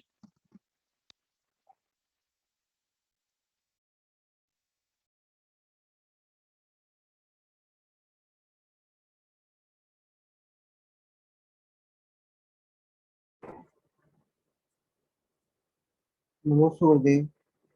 परम पूज्य आचार्य गुरु गुप्तीनंद मुनि महाराज की जय, समस्त विराजमान मुनि महाराज की जय, समस्त माता जी को वंदामी, समस्त शुल्लक जी, अलग जी, अलिका जी, शुल्लिका जी को इच्छामी, आप समस्त जैन बंधुओं को, श्रावक बंधुओं को जय जिनेन्द्र। मैं कपिल जैन बैंगलोर से। शुल्लक जी से मेरा परिचय बहुत पुराना तो नहीं कह सकता मैं, अभी 2 साल पहले करीबन शुल्लक जी का हमारे मंदिर में वहां पर बीच में कुछ दिनों के लिए विहार हुआ था।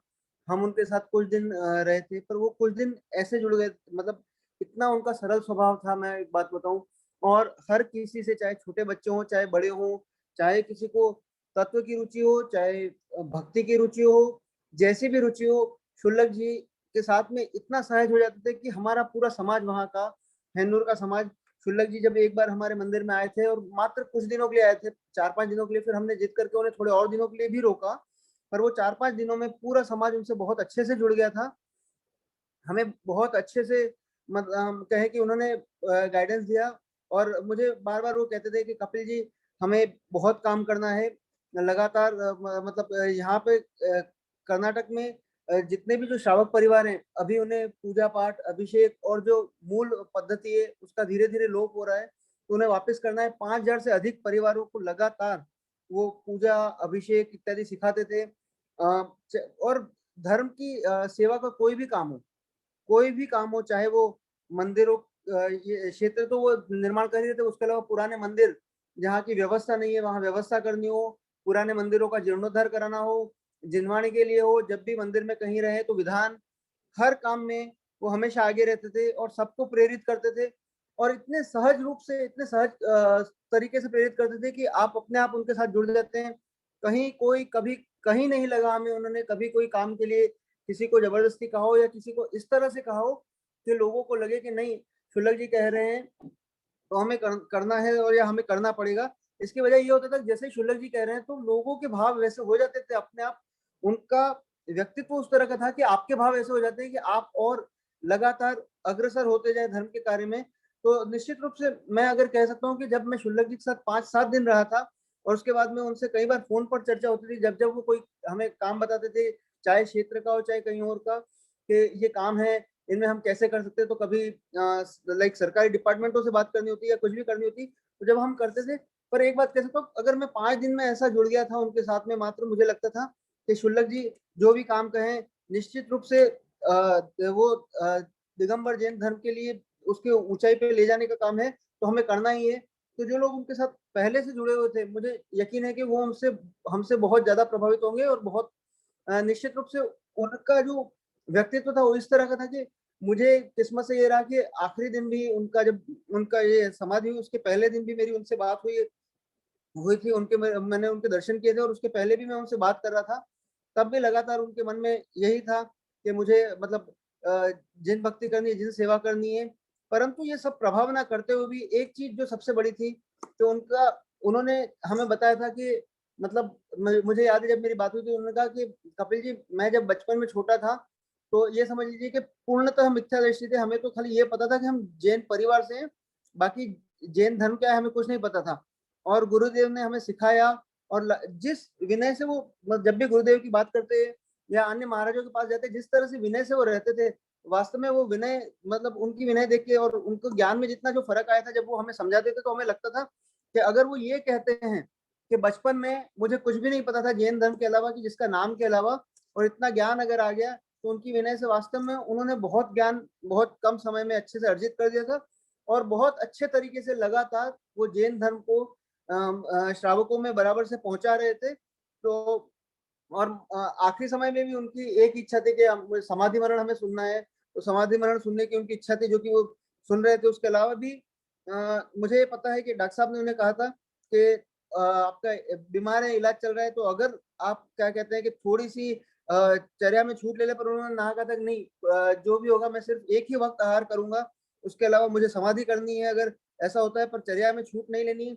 इस तरह का जो उनका व्यक्तित्व था, जो कि लगातार धर्म प्रभावना जो लोगों को बाहर दिखती है उससे कहीं ज्यादा सदैव वो स्व की और धर्म की साधना में लगे रहते थे।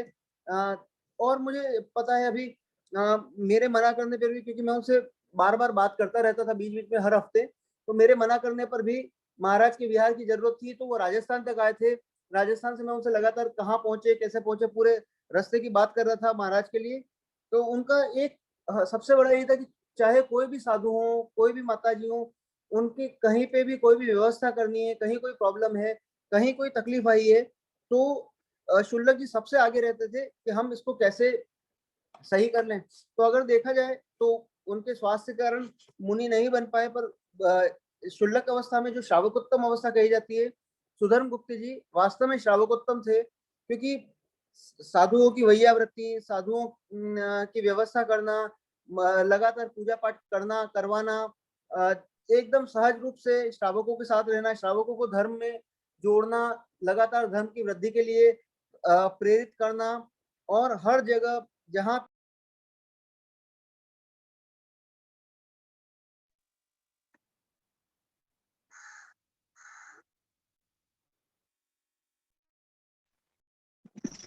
हमारे बीच में राष्ट्र संत आचार्य गुरुनंद जी हमारे बीच में हैं, जिन्होंने अंत समय से पहले भी निरंतर जी को कर्नाटक में मार्गदर्शन दिया। मैं गुरु हूँ, दीक्षा संस्कार देने वाला उससे पहले लंबी सावी जी थे, लेकिन पास में नजदीक में आचार्य श्री गुरुनाथ जी थे, और इस समय तो आखिरी समय में उन्होंने एक निर्यापक से निभाते हुए पूरा को मार्गदर्शन दिया और उत्तम समाधि मरण संपन्न कराया। वहां मुझको भी जानकारी दी, मैं उनको जानकारी दे रहा था, उसको जानकारी दे रहे थे, और इस तरह से उनकी आगे गति को सुधारना है, ये सारी बात चल रही थी। हमारे साधन में राष्ट्र संत आचार्य श्री गुरुनाथ जी भी हमारे बीच में हैं। मैं चाहूंगा कि वे अपने विचार व्यक्त करें। आचार्य श्री गुरुनाथ जी। ओम नमः। पंचाशीन सभी साधुओं को यथा योग्य नमस्तु प्रतिनमस्तु आशीर्वाद। समय चक्र जो है कब किस समय कहाँ पहुंचा दे कुछ पता नहीं। समय बहुत दुष्कर और कठिनमय चल रहा है भारत देश का। परिस्थिति दिन रात को 2-2, 3-3 बजे तक भी श्रावकों का समस्याएं सुननी और देखनी पड़ती हैं। कि आज उसी बीच में अचानक मुझे समाचार मिला कि इससे थोड़ा सा उनको कुछ हुआ है, तो डॉक्टरों के संपर्क साधा और कोविड से उनसे मुक्ति दिलाया उनको।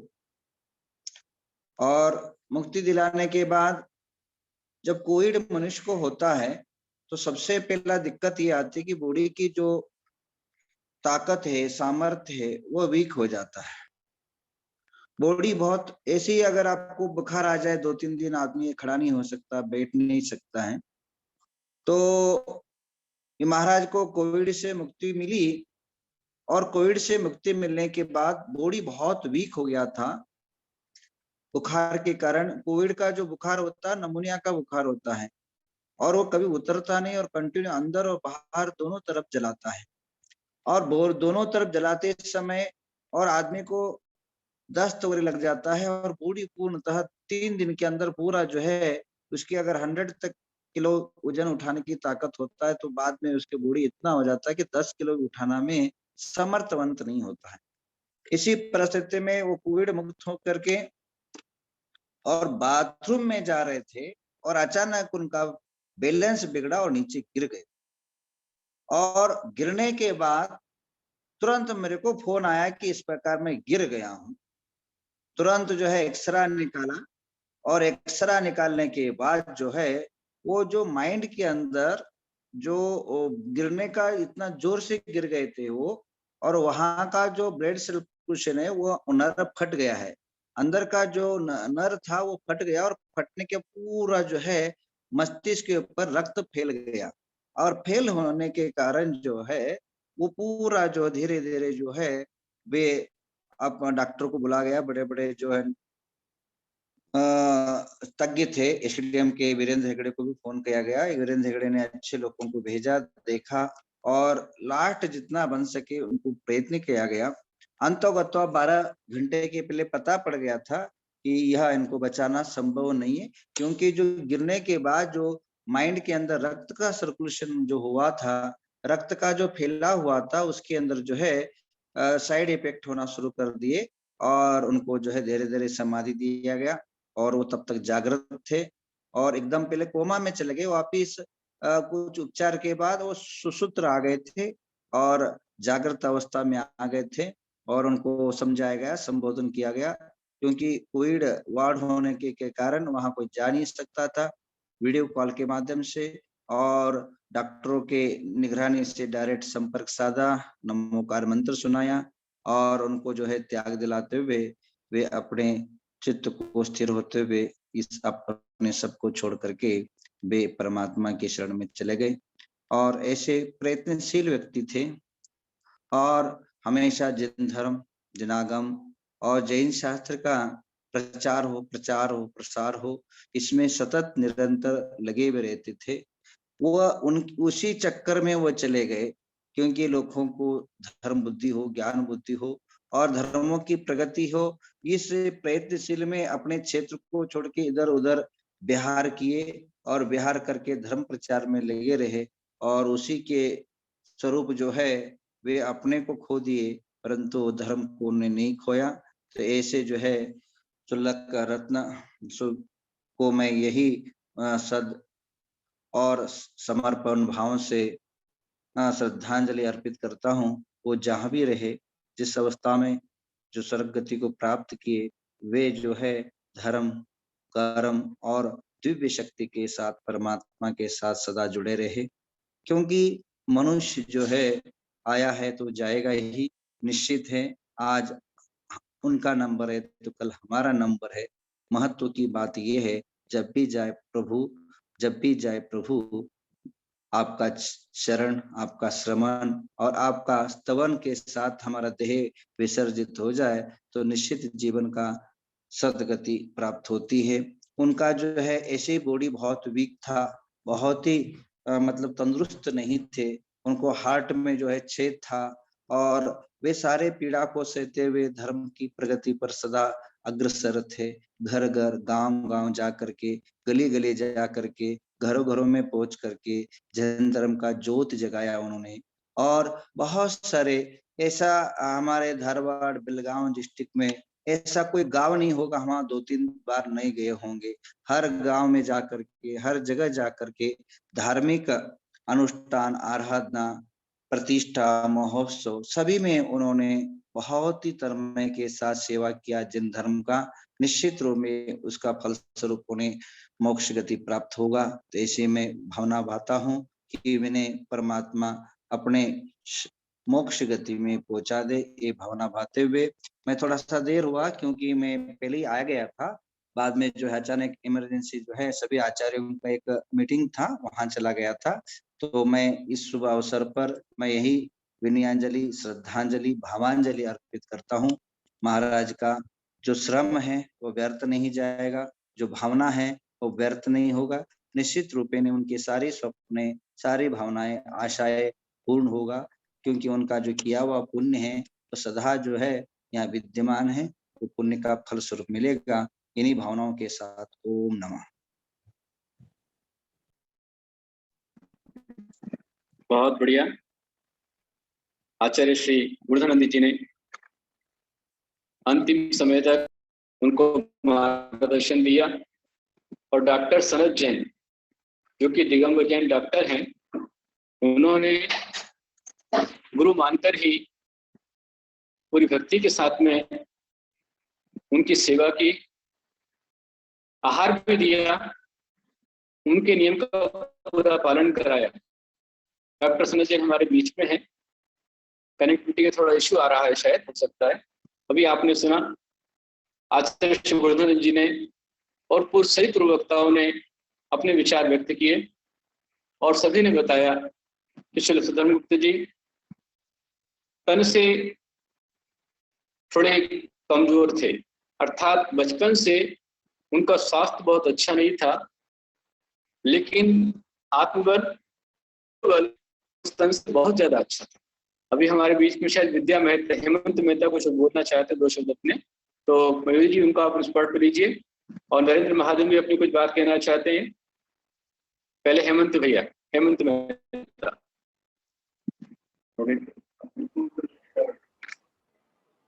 जी अंकल अनम्यूट नहीं हुआ है। अभी हुआ? जी हाँ हुआ, चालू, आवाज आ रही है ना? जी जी अंकल बोलिए। नमस्ते गुरुदेव, सभी आचार्य गुरुदेव को नमस्ते नमस्ते नमस्ते, महेश्वरी को नमस्ते नमस्ते, माता जी को वंदामी वंदामी, इच्छामी महाराज जी, इच्छामी माता जी, नमस्ते गुरुदेव। जैसे मेरे को ये उस दिन समाचार मिला, दुखद समाचार मिला, मेरे को इतने बड़े, इतना क्या बोल, इतना जोर से शौक लगे जैसे हुआ, जैसे मेरे को सब 2003 से जैसे उनका पलटन में चातुर्मास हुआ, हमारी फिर बाद में श्रवण में बोल गई, यात्रा हो गई, 2 बार यात्रा हो गई, समय शिखर जी की यात्रा हो गई। और जितने भी बिहार में हम जाते थे साथ में, जैसे ऐसे नहीं लग रहा था वो त्यागी, वो हमको सब पढ़ा देते, बताते थे श्रावक का क्या, कैसे वो श्रावक होना चाहिए, क्या करना चाहिए, इतना मार्गदर्शन करते थे। अभी 3-4 महीने पहले पलटन आई थी, जैसे पलटन आते थे मेरे को पहले मैसेज आता था, तो मैं दर्शन के लिए आता था, सब होता था, बहुत अच्छी तरह से बात करते थे। आखिर में उस टाइम भी उन्होंने मेरे को 3-4 बोला, आपको आना है, वहां पे क्षेत्र पे आना है, सब करना है। बोला हाँ, मैंने हाँ भी बोला था। उसके बाद मेरे को, मैं पॉजिटिव निकला, पॉजिटिव निकलने के बाद उन्होंने भी मेरे को इतना आशीर्वाद दिया, सब पता है क्या करना है क्या नहीं करना है, पूरे मेरे को उनकी गाइडलाइन मिली, आशीर्वाद मिला। ऐसे नहीं लग रहा था, कभी हम लोग बिहार में थे, कभी उन्होंने ऐसे नहीं बताया कि भाई हम साधु है, आप ऐसे कि हमारे साथ ये करते हो, पूरे हमारे साथ मिक्स होते थे, बराबर बात करते थे, मार्गदर्शन करते थे पूरा हमें, भक्ति सिखाई उन्होंने मेरे को। पहले जिस दिन 2003 में मैं गंधर्व विधान में जब कुबेर इंद्र बना, तो उन्होंने मेरे को बताया कैसे भक्ति करनी है, कैसे करना है, क्या सब उन्होंने गाइडलाइन दी। जैसे अमूल जी ने मेरे को आहारचर्या सिखाई, पूरे आहारचर्या में अमूल जी ने मेरे को साथ दिया।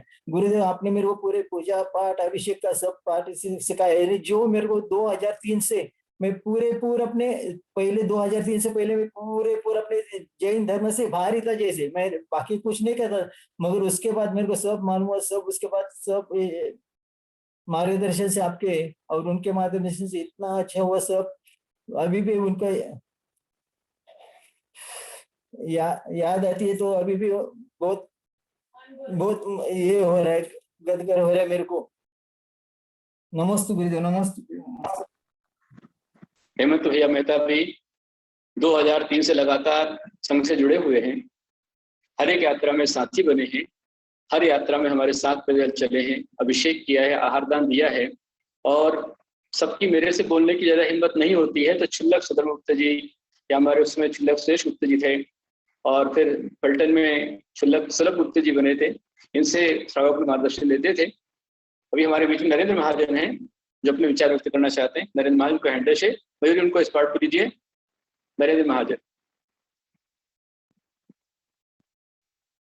माइक म्यूट करें आपका। नमस्ते गुरुदेव।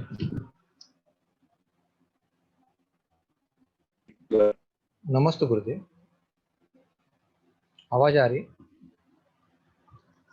जी हाँ अंकल। आ रही। आचार्य गुप्तानंद गुरुदेव के चरणों में त्रिवार नमस्तु। सभी उपस्थित आचार्यगण मुनिगण के चरणों में नमस्तु। आरिका माता जी के चरणों में वंदन। मैं और मेरा परिवार आचार्य गुप्तानंद गुरुदेव के संघ से बीड़ के जो शिलान्यास है, शिलान्यास से लेकर पंच कल्याण तक हम लोग गुरुदेव के सभी संघ से जुड़े हुए हैं। और मुझे याद है कि महावीर नगर बाग पिंपलगांव से हम लोग गुरुदेव के संघ से जुड़े। उस समय अम्मू जी माता, जैसे माँ पद्मावती सबका रक्षण करती है, ऐसे अम्मू जी माता पूरे संघ का रक्षण और हम समाज का भी रक्षण करती थी, मैं ऐसा मानता हूँ। अम्मू जी माता का एक लगाव हम कभी भूल नहीं सकते, और पूरे संघ के साथ उनका भी लगाव उतना ही था। और सभी संघ के साथ जुड़ते जुड़ते सुधर्म गुप्ती जी भी जो शुल्लक जी थे, इनका एक अलग से ही उनका एक ये था, सरल स्वभाव और मन में कुछ भी कटुता नहीं थी। सहजता से सरलता से किसी से भी जुड़ जाते थे वो। और जब ये मुझे न्यूज़ मिली तो मुझे 2 मिनट के लिए तो मुझे एकदम पूरी स्तब्धता हो गया मैं, कि ये अचानक से एकदम कैसे हो गया ये सब कुछ। इतना इतना मन पे इतना घाव हो गया कि ऐसे कैसे हो गया ये। बहुत बार वो जब बीड़ आए, जब भी वो दक्षिण से इधर आते थे तो मुझे फोन करते थे कि मैं बीड़ आ रहा हूँ। मैं कहता था गुरुदेव ये तो आपका हक है, आप जब भी आए आओ। मुझे वो तुरंत फोन कर देते थे। मैं उनको रुकने के लिए बहुत बार उनको प्रयास किया कि आप यहाँ पर रुकिए कुछ दिन के लिए, लेकिन नहीं रुकते थे। उनको एक क्षेत्र का, उनका एक निर्माण का उनका एक ये था। और एक दिन के लिए उन्होंने बड़े मुश्किल से रुके। उस समय उन्होंने कहा कि मैं रुकूंगा, लेकिन मैं यहाँ पर फिर सरस्वती विधान कराऊंगा। तो उन्होंने एक बात बताई थी आचार्य गुप्त, उन्होंने ये बताया था कि मैं दीक्षा लेने के पश्चात मुझे कुछ भी नहीं आता था, कुछ बोल भी नहीं पाता था, लेकिन जो सरस्वती विधान आचार्य गुप्तानंद गुरुदेव ने करवाया था, उसका ही अनुष्ठान और उसका ही क्रिया उनके ऊपर भी करवाई थी। और जब से वो एक अच्छा ज्ञान उनको गुरुदेव के माध्यम से प्राप्त हुआ था, और उन्होंने यहाँ पर भीड़ में सभी बच्चों को लेकर एक सरस्वती विधान करवाया। और आज सभी बच्चे उनको याद कर रहे कि उन्होंने जीवा पर वो सरस्वती का यंत्र लिखवाया था। ऐसे सरल स्वभावी सुधर्म गुप्ती जी, नामी सुधर्म, धर्म को सुधारते सुधारते वो हमारे बीच से निकल गए। उन्होंने काफी समय मुझे कहा कि नरेंद्र, और हमारे परिवार के बारे में, बच्चों के बारे में कभी भी हर समय पूछताछ करते थे, कैसे है बच्चे, कैसे है। ये एक उनकी एक आत्मीयता थी। और उन्होंने ये कहा था कि मैं गोमटेश बाहुबली जो यात्रा जो होती है उसके निमित्त से ही हम दक्षिण में एक क्षेत्र का निर्माण कर रहे हैं, आपको भी उस क्षेत्र के लिए कार्य करना है। मुझे बहुत बार उन्होंने आने के लिए कहा, लेकिन मैं जा नहीं पाया। उसका बड़ा मुझे आज दुख हो रहा है। लेकिन उस क्षेत्र के लिए हमारे बीड़ शहर से जो बन पाया हमने योगदान दिया। लेकिन मैं चाहता हूँ कि उनका जो सपना है, वो जो क्षेत्र जो अधूरा रहा होगा, तो उस क्षेत्र को हम आचार्य गुप्तिनंदी गुरुदेव के आशीर्वाद से उस क्षेत्र को कार्य को पूरा करेंगे, उनका सपना पूरा करेंगे। तो यही मेरी एक उनके लिए प्रति आदरांजलि श्रद्धांजलि अर्पित होगी और मैं इसी भावना से मेरे 2 शब्दों को विराम देता हूँ। नमस्ते गुरुदेव, नमस्ते गुरुदेव। हाँ नरेंद्र भैया, आपको बीट समाज के एक अच्छे कार्यकर्ता नरेंद्र महाजन, मेरा आपको बहुत सारा आशीर्वाद है। अभी और 2 हैंडरेश हैं प्रेरण मयूरी, तो आपको मरने को मौका दीजिए। अभिषेक जी ने अक्षय जी 2 हैंडरेश हुए हैं, उनको मौका दीजिए। नरेंद्र महाजन बीट से एक अच्छे कार्यकर्ता, एक अच्छे भक्त हैं और उनकी श्रद्धा और भक्ति बहुत अच्छी है। आज जो बीट में है भगवान पद्म प्रभु जी का, उस मंदिर के निर्माण में नींव से लेकर के शिखर तक में निर्माण में बहुत सारा तन मन धन से पूरा योगदान और नेतृत्व लेकर के उन्होंने किया है। मेरा उनका बहुत सारा आशीर्वाद है। अभिषेक जी हमारे बीच में है, वो अपने विचार व्यक्त करेंगे के लिए। हाँ बोलिए अभिषेक जी। नमस्ते महाराज, सभी संत मुनि महाराज और सभी अम्माओं को मेरे सादर सादर प्रणाम। मैं डॉक्टर अभिषेक सिंह, संजीवनी स्पेशलिटी हॉस्पिटल जहाँ में महाराज जी ने मुझे उनके अंतिम काल में जो मुझे उनके सेवा करने की आद्यता दी, मैं उनके लिए बहुत आभारी हूँ। महाराज जी आए थे 10 दिन पहले की कुछ बुखार खांसी लेके आए थे। जैसे कि आप लोगों को सबको मालूम है कि सबकी तरफ कोविड चल रही है, तो पहले मैंने उनका टेस्ट करवाया था। कोविड पॉजिटिव आने के बाद महाराज जी बोले थे मुझे सिर्फ गोलियां दे दो, मैं ठीक हो जाऊंगा। फिर मैं तभी उनको विनती किया कि महाराज जी थोड़ा अस्पताल में भर्ती होके ट्रीटमेंट जल्दी लेंगे तो अच्छा होगा। लेकिन महाराज जी ने बोले कि मुझे गोलियां दे दो, मैं ठीक हो जाऊंगा, नहीं हुआ तो 2 दिन के बाद देख लेंगे। फिर 2 दिन में खांसी कम नहीं हुई तो फिर महाराज जी ने मुझे फोन किया, तो मैंने बोला तुरंत आप आ जाइए। आने के बाद एडमिट हुए, 5-6 दिन ट्रीटमेंट भी हो गया, कोविड से मुक्त भी हो गए। जैसे आप लोगों को सबको मालूम है महाराज जी का हार्ट का ऑपरेशन हो गया था, वॉल रिप्लेसमेंट हो गया था, तो कुछ गोलियां चालू थे, तो कोविड का भी ट्रीटमेंट चालू था। जैसे कि आप लोगों को सबको मालूम है कोविड में आदमी इतना निशक्त हो जाता है कि कुछ भी शक्ति ही नहीं रह जाती है, पानी का प्रमाण कम हो जाता है। उसमें महाराज जी ने तो सिर्फ एक ही टाइम वक्त के आहार लेते थे, जितना हो सके हम लोग हॉस्पिटल में ही अरेंजमेंट करके हम ही आहार देते थे रोज। तो मैंने 100 मरतबा मैंने महाराज जी को विनती किया, महाराज जी आप एक ही वक्त आहार ले रहे हैं, कमजोरी बहुत आ जाएगा और आपको ज्यादा सलाइन भी नहीं दे सकते क्योंकि हार्ट के ऑपरेशन हार्ट के लोड हो जाएगा, तो कितना कैलकुलेटेड देना पड़ता है। तो मैंने बहुत विनती किया, तो महाराज जी ने बताया नहीं अभिषेक कि मैं धर्म नहीं तोड़ सकता, जितना हो सके भगवान के आशीर्वाद से मैं सिर्फ एक ही टाइम आहार लूंगा। भगवान की कृपा से जैसे 5-6 दिन में महाराज जी पूरा ठीक हो गए थे, थोड़ा कमजोरी तो था ही। तो फिर जैसे 6वां-7वां दिन मैंने हम लोगों ने सब हमारे जो कंसल्टेंट्स थे, हम 4-5 लोग जो ट्रीटमेंट दे रहे थे, हम लोगों ने डिसाइड किया कि महाराज जी का जैसे भी ट्रीटमेंट खत्म हो गया, अभी हम उनके क्षेत्र तक छोड़ के फिर वहाँ किसी को तो अरेंजमेंट करके आ जाएंगे करके महाराज जी से प्रणाम करके महाराज जी का परमिशन ले लिया। जैसे ही उस दिन आहार दिला के फिर गाड़ी अरेंजमेंट करवा के अभी जैसे ही हम लोग सब आके गिरे, फिर हम लोगों ने सीटी स्कैन करवाया। सीटी स्कैन में थोड़ा ब्रेन में ब्लीडिंग हो गया था, तो हमारे नर्स और हमारे जो जूनियर डॉक्टर्स मेरे साथी थे हमारे साथ उनके बाजू में ही थे, तो तुरंत उनको उठाया गया और बेड पे डाला गया। जो ब्लीडिंग था, जो हार्ट के लिए जो गोली लेते थे पतला करने के लिए, तो वो गोली का एडवर्स इफेक्ट था, तो थोड़ा बहुत ब्लीडिंग हो गया था। तो दूसरे दिन उसी दिन जो मेरे और मित्र थे न्यूरोसर्जन और न्यूरोफिजिशियन आके तुरंत मेरे रिक्वेस्ट पे देख लिए उन लोगों ने, फिर बोले कि 24 घंटे में रिकवरी हो जाएगा। तो हम लोगों ने ट्रीटमेंट चालू कर दिया। तभी महाराज जी थोड़ा सा हल्का सा नींद के माप रहते थे, तो दूसरे दिन पूरे जाग गए। थोड़ा बहुत पैरालिसिस इफेक्ट हो गया था। मैंने महाराज जी को बताया, महाराज जी डरने की कुछ बात नहीं है, 2-3 दिन में ठीक हो जाओगे। फिर महाराज जी थोड़ा नर्वस हो गए थे, नहीं अब से कभी मुझे ऐसे नहीं जीना है। तो मैंने सभी महाराजों से, मेरे भाई से बात करवाया। जैसे कि हम लोग दिन भर में कोविड पेशेंट में बिजी थे, तो मेरे भाई को उसको महाराज जी का केयर करने के लिए मैं दिन रात लगा दिया था। तो मेरा भाई सेवा करता था।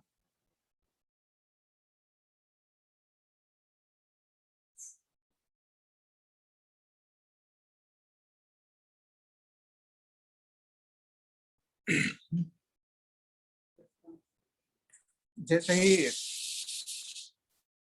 फिर तीसरा दिन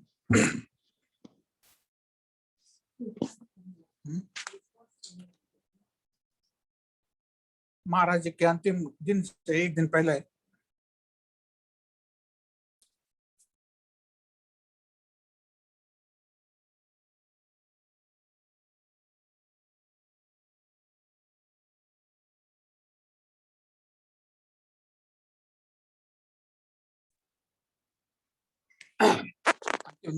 जब फिर न्यूरो फिजिशियन और न्यूरो सर्जन हम लोग जाके देखे, तो महाराज जी का होश धीरे धीरे कोमा में चले जा रहे थे। जैसे ही महाराज जी ने कोमा में चले गए, 6 घंटे में उनका काल हो गया।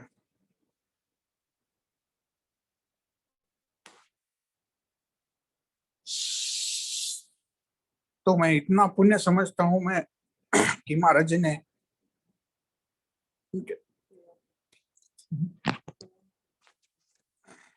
उनके अंतिम दिन में हमारे हॉस्पिटल में हमारे सभी डॉक्टरों का सेवा करने की एक अवश्य टाइम दिया, उसके लिए मैं बहुत आभारी हूँ। और महाराज जी का जो भी उनका आशय था, जो भी उनका मन में था, जो भी साधना करने की इच्छा थी, जितना हो सके मैं उसमें भाग लेके पूरा करने की आशा करता हूँ। नमस्ते महाराज।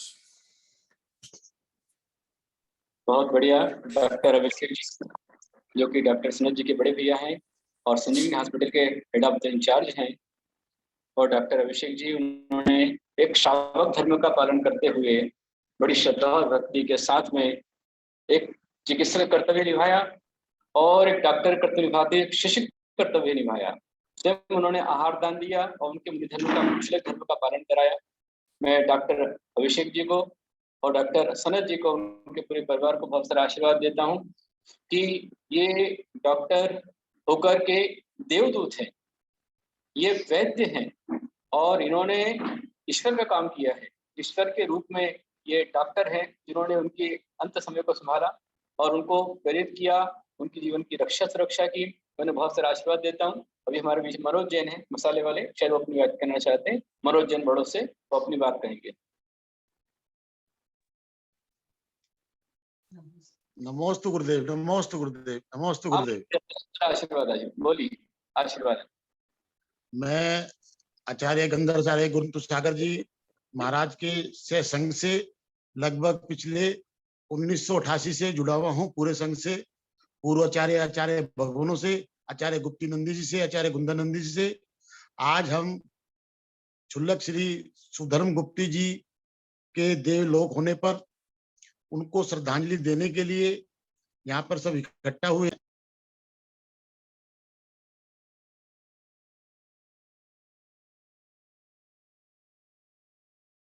अंजलि जैन की ओर से श्रद्धांजलि अर्पित करता हूँ और प्रभु से प्रार्थना करता हूँ कि वो जिस भी गति में रहे, स्वर्ग गति में मोक्ष की प्राप्ति करें और हम लोगों को अपना आशीर्वाद वहीं से प्रदान करें। ओम शांति, ओम शांति, ओम शांति। मनोज भैया को हमारा बहुत सारा आशीर्वाद। और भी कोई, वज्र कुमार साहू जी, रमन साहू जी, यदि अपनी बात कहना चाहें। कौन? हाँ, जो भी बोलना चाहते हैं आपका हैंड रेज कीजिए। शुल्लक सुधरमूर्ति के लिए अपनी बात जो कहना चाह रहे हो अपना हैंड रेज करें और अपनी बात कह सकते हैं। बद्र साहब जी ने हैंड रेज किया है, मेरी उनको स्पर्श कीजिए। नमोस्तु गुरुदेव, नमोस्तु गुरुदेव, नमोस्तु गुरुदेव। इस सभा में विराजित सभी आचार्य मुनिगण को नमोस्तु, माता जी को वंदामि, शुल्लक शुल्लिका जी को इच्छामि। आचार्य गुप्तेंद्र गुरुदेव के साथ जब हम गया से बनारस के लिए विहार कर रहे थे तब शुल्लक श्री सुधर्म गुप्त जी महाराज जी हमारे साथ थे। एक बात की बात बताता हूँ, जब आचार्य श्री हम सब बनारस से एक दिन पहले पहुंचने के पहले विहार में रुके थे और बनारस में हमको जगह नहीं मिल रही थी, बनारस के 3-4 किलोमीटर पहले, तो हमारे 2 चक्कर काटने हो गए थे, फिर हमको जगह नहीं मिली। मैं आकर गुरुदेव को बताया, तब शुल्लक जी ने बताया कि चलो मैं एक साधु वेश में चलता हूँ, इसके प्रभाव से अपने को एक जगह मिल जाएगी कहीं ना कहीं। जब शुल्लक जी खुद मेरे साथ आए और हम जब विहार के लिए जगह ढूंढे तो वहां पर बनारस में एक जैन श्रावक का घर मिल गया और उन्होंने सोचा कि चलो अपने गुरुदेव की आचर्या अपन यहाँ अच्छे से करा सकते हैं। जब उन्होंने बताया कि देखो साधु धर्म का कितना प्रभाव पड़ता है, गुरुदेव वो बात मुझे आज भी याद है कि वो हमको बताते थे कि गुरुदेव की बहुत सारे उपकार हमारे ऊपर है। और उन्होंने एक बार मुझे ये बताया था कि मैं जब बेंगलोर जाता हूँ तो कम से कम 1000 से 1500 लोग मेरे शिविर में आते हैं। और जब लास्ट टाइम वो धर्म तीर्थ पे आए थे, हमने उनसे बहुत विनती की कि औरंगाबाद में चलो, हमारे घर चलो एक बार। वो हमारे घर पे नहीं आ पाए, मैंने उनको बोला था, लेकिन हमारी इच्छा पूरी अधूरी रह गई, हमारे घर पर नहीं आए। ऐसे साधु को हम त्रिवार वंदन करते हैं। नमोस्तु गुरुदेव, नमोस्तु गुरुदेव, नमोस्तु गुरुदेव। भद्र कुमार साहू जी भी हमारी प्रत्येक यात्रा के सहयात्री हैं। हर यात्रा बिहार में वज्र भैया हमारे साथ चलते हैं, कई वज्र भैया अधिकतर चलते हैं और वो न जा पाए तो निवेश भैया को भेज देते हैं। उनकी मम्मी कांचन भाई बराबर आती हैं और हमेशा संघ का लाभ प्राप्त करते हैं। सुतन मुक्त जी का उनको अच्छा संघ मिला है और उन्हें अपनी विलांजलि रखी, मेरा उनको बहुत सारा आशीर्वाद। अभी शकुंतला जी शाह चित्री से अपनी बात कहना चाहती हैं, उनको इस पार्ट पे लीजिए, उनको माइक अनम्यूट कीजिए। वज्र भैया को बहुत सारा आशीर्वाद।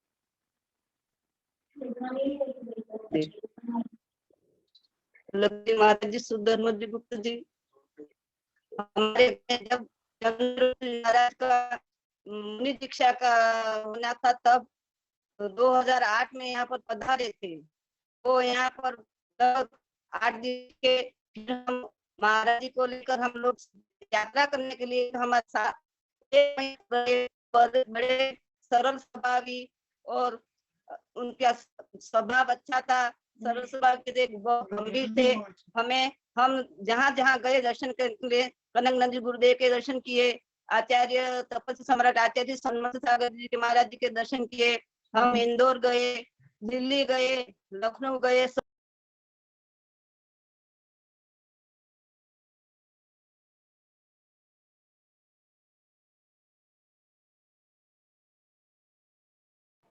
जी नमस्ते गुरुदेव, उनका नेटवर्क प्रॉब्लम है।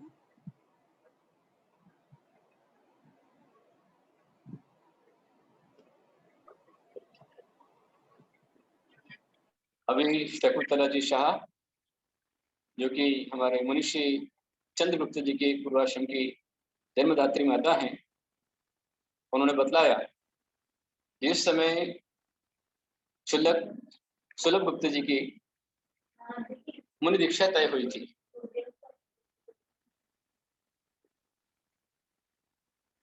उस समय सुलभ गुप्त जी के साथ में सुधर्म गुप्त जी गए थे। मैंने उन्हें टिकेत नगर से भेजा था और वहां से कुंतुगिरी, उद्गांव, कुंजवन, नासिक, गजपंथा आदि होते हुए राजस्थान पहुंचे और दीक्षा के समय, दीक्षा से पूर्व तितरी में वो साथी बनकर गए थे। ऐसे हमारे सुधर्म गुप्त जी, उन्होंने जहां गए वहां अपनी छाप छोड़ी। इसलिए कहना पड़ता है कि दिगंबर जैन साधु जलते हैं दीपक की तरह, जलते हैं दीपक की तरह, करोड़ों जीवन रोशन कर जाते हैं। जिस तरह से दिगंबर जैन साधु अपना फर्ज निभाते हैं। आप लगातार सुन रहे हैं 1 फरवरी 1975 को जन्मे शुल्लक सदनमूर्ति जी ज्यादा पढ़ाई नहीं कर पाए क्योंकि बाल में छेद था, हार्ट में उनके छेद था, इसलिए रक्त का संचार जो होना चाहिए माइंड तक बहुत नहीं पहुंचता था, जिस कारण से बहुत कुछ पढ़े नहीं थे। और जहां उनका जन्म हुआ मैं स्वयं देख करके आया। जब मैं 2003 के दिसंबर में स्वर्णबिरगुला जा रहा था तो उनकी वहां पर गया था, तो गांव को देखा था। उनका जो गांव है गमियापुर, कोई वहां पर गदग जिले में आता है, धर्म के विषय में कोई विशेष नहीं जानते हैं, जैन है नाम से जैन, जैसे उन्होंने बताया। इसके पहले बेंगलोर के सज्जन बोल रहे थे कि वो जैन धर्म नहीं जानते थे, पर कैसे पूर्व के पुण्य थे कि पूर्व की पुण्याई से कहा वो कर्नाटक में जन्मे और यहाँ दंड कारण के आचार्य श्री नमी सागर जी उनके पास दीक्षा ली और दीक्षा होने के पश्चात वे विहार करते हुए गजपंथा में आए। हम लोग गजपंथा में थे, हम लोग पहुंचे और उनका वहां पर आना हुआ था और उस समय बहुत परेशान थे क्योंकि जो आचार्य भगवान थे वे बहुत लंबा विहार करते, 30-40 किलोमीटर एक दिन विहार करते थे। उनसे इतनी ताकत नहीं थी क्योंकि हार्ट कमजोर था, इसलिए गुरु आज्ञा लेकर के वो मेरे साथ में हुए। मेरे से पहले 2002 में उन्होंने कृष्ण चतुर्मास किया आरिका श्यासमती माता जी के साथ में। फिर 2002 में हमारे साथ में नवंबर में कश्मीर की यात्रा के पश्चात साथ में हुए। तब ज्यादा कुछ नहीं जानते थे, बहुत कम बोलते थे, लेकिन जब भी मैं स्वाध्याय कराता था या प्रवचन होता था तो प्रवचन में बराबर वो डायरी लेकर के नोटबुक लेकर के बैठते थे। मैं जो ही बोलता था हर एक बात को नोट करते थे और उसी का परिणाम निकल कर आया। मेरे साथ में 2002, 2003, 2004, 2005 तक हमारे साथ में रहे। पलटन चतुर्मास हमारे साथ में किया, सांगली चतुर्मास उन्होंने हमारे साथ में किया और दोबारा जब मैं वापस औरंगाबाद 2005 में आया तब यहाँ की गर्मी, यहाँ के वातावरण से उनको सूट नहीं हुआ, तो मेरी आज्ञा लेकर के वे 2005 में पुनः कर्नाटक की ओर चले गए। मैंने देखा कि इनका स्वास्थ्य अच्छा रहना चाहिए, रत्न कुशल रहना चाहिए और वे साधक वहां जाने के पश्चात श्री सदनमूर्ति जी निरंतर प्रभावना करते रहे। उन्होंने जितने मेरे ग्रंथ थे, रत्नत्रय आराधना, सर्वतीर्थंकर विधान, सरस्वती विधान, पंचकर्णक विधान, अनेक अनेक विधान जो मैंने हिंदी में लिखे थे, रचना की है, उन सबको कन्नड़ में उन्होंने छपवाया उसको। और जहां जहां जाकर के बेंगलोर में और गांव-गांव में जाकर के बहुत अच्छी प्रभावना उन्होंने की, सबको धर्म का मार्ग दिखलाया। आज आप देख रहे हैं कि एक डॉक्टर अभिषेक, डॉक्टर सनत, एक साधु की समाधि पर एक डॉक्टर की आंखों से अश्रु की धारा जाना, मतलब डॉक्टर कितना कोमल और कितनी भक्ति से उन्होंने सेवा की है, आत्मीयता के साथ सेवा की है। ऐसे डॉक्टर हमारे लिए देवदूत के समान है। ये हमारे समाज के लिए आदर्श हैं जिन्होंने मनोयोग से सेवा की, हर एक जानकारी मुझको दी। मैंने हालांकि जिस समय पिछले साल ही उनका बाल का जो है वो स्टंट डलवाया था और उन्होंने मुझसे प्रायश्चित भी दिया, सारी प्रायश्चित विधि हो चुकी थी, निश्चय के लिए उन्होंने चतुर्मास किया। उसके बाद मेरे पास दिवाली में यहाँ पर आए, दिवाली के बाद यहाँ पर आए और मैंने उनसे खूब कहा कि छिलक जी आप जाते हो, हमेशा जाते हो, कोई बात नहीं, मैं आपको मना नहीं करता हूँ, लेकिन अभी मैं आपसे कह रहा हूँ अभी समय खराब है, कोरोना भीषण चल रहा है, इसलिए आप अब रुक जाओ। पर छिलक जी जो कि मेरे साथ में हर यात्रा में यात्री सह यात्री रहे। 2007 में जब हम देवल राजा चंद्रशेखर जी गए तो हमारे साथ में थे। उससे पहले 2003 में जब हम फलटन से कुंभोज, बाहुबली, कुंथुगिरी होकर के स्वर्णबिरगुल गए तब भी हमारे साथ में थे। 2007 में शिवशंकर की यात्रा हमारे साथ में की। फिर 2017 में जब मेरा चतुर्मास यहाँ पर हुआ और मेरी भावना बनी कि मुझे कर्नाटक जाना है, स्वर्णबिरगुला की महामस्तकाभिषेक में जाना है, तो मैंने छुलक जी का, छुलक जी मैं कर्नाटक में यात्रा को आना चाहता हूँ परंतु कन्नड़ नहीं जानता, तो आप आ जाइए।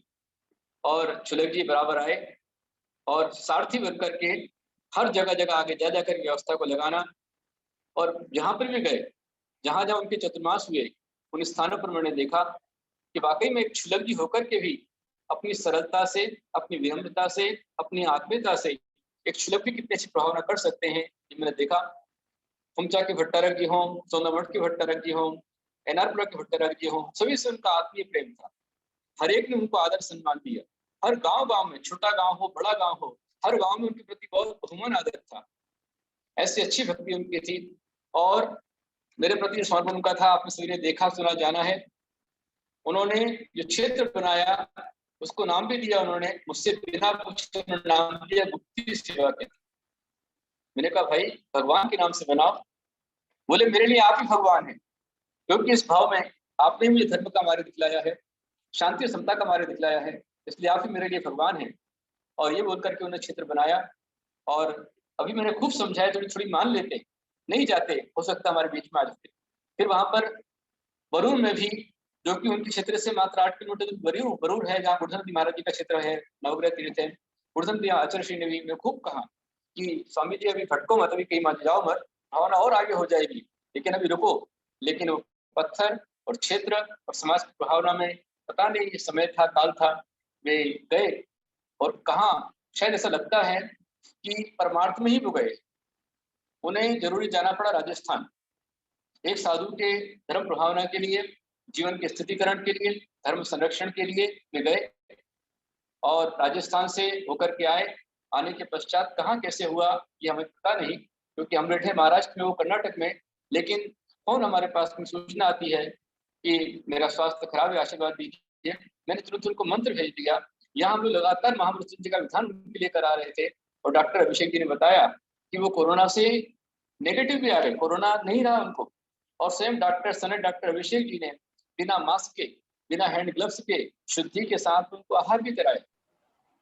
लेकिन बॉडी वीक होने से, पिछले साल का जो उनका एक ऑपरेशन हुआ था, उसके पश्चात बचपन से वीक होने के कारण से और एक बार की दवाई लेने करने, एक बार का आहार लेने के कारण से जब वो शुद्धि के लिए गए तो वहां गिर पड़े और वही उनको ब्रेन हेमरेज हुआ। उसके पश्चात भी होश उनको आ गया और होश आने पर उन्होंने क्षमा याचना की और समाधि मरण की प्रार्थना की। उनको समाधि मरण दिया गया और अरिहंत सिद्ध साधु रटना यही लगाऊं, ये कामना करते हुए वे परसों दोपहर में 3:30 बजे डॉक्टर सनत जी का हमारे पास संदेश आया, डॉक्टर अभिषेक जी और उससे पहले हमारे आचार्य श्री गुरधनंदी जी, उन्होंने पल पल की खबर मुझको दी। भट्टारक धर्मसेन जी को वहां पर लगाया कि लगातार उनको संबोधन में, सेवा में लगे रहे।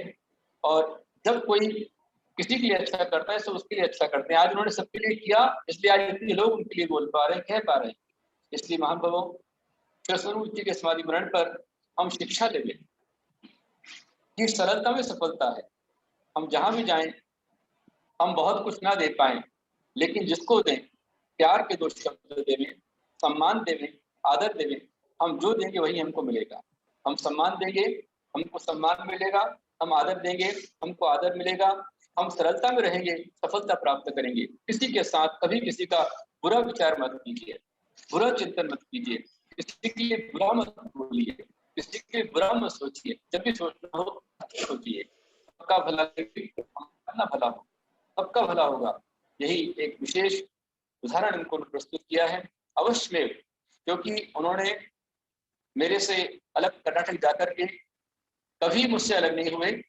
हर 15 दिन में नियम से मुझसे प्रायश्चित देते थे और जब भी आते थे चतुर्मास पूरा होने के पश्चात सारे समाचार देकर के मुझसे प्रायश्चित देते थे, मुझसे मार्गदर्शन प्राप्त करते थे। हर एक काम के पहले मुझसे आशीर्वाद प्राप्त करते थे, उसके बाद जो आगे काम करते थे वे मेरी आज्ञा से बाहर नहीं रहे। बेंगलोर में रहे, चाहे कर्नाटक में कहीं भी रहे, हर जगह धर्म प्रभावना उन्होंने की और हजारों की संख्या में उन्होंने सरस्वती विद्या प्राप्ति का विधान संपन्न कराया। कर्नाटक में विद्या प्राप्ति विधान की अलग जगह। और मैंने देखा जिस बिरबला में गया तो सारे लगभग कम से कम 250 प्रतिष्ठाचार्य मेरे पास में आए, सबसे उनका परिचय था और सभी को उन्होंने मेरा साहित्य दिया और सभी रत्नत्रय आराधना, पंचकरण विधान, पंच विद्या प्राप्ति विधान सभी चाहते थे पूरे कर्नाटक में यदि आचार्य गुप्तिनंद जी का साहित्य फैला है तो साहित्य को फैलाने में सबसे बड़ा योगदान यदि रहा है तो हमारे श्री संत जी का रहा है और सारे भट्टारकों ने उसको अपनाया है। आज घर घर में जिनवाणी गूंज रही है। वो जिनवाणी पुत्र हमारे बीच आज नहीं है, लेकिन भगवान से प्रार्थना करता हूँ कि जिनका नाम सुधर्मगुप्त था, सुधर्मगुप्त आगे जाकर के सुधर्माचार्य जैसे केवली बने। भगवान महावीर स्वामी के बाद गौतम स्वामी, उसके बाद सुधर्मा स्वामी और फिर जम्बो स्वामी, ये अनुरुद्ध केवली हुए।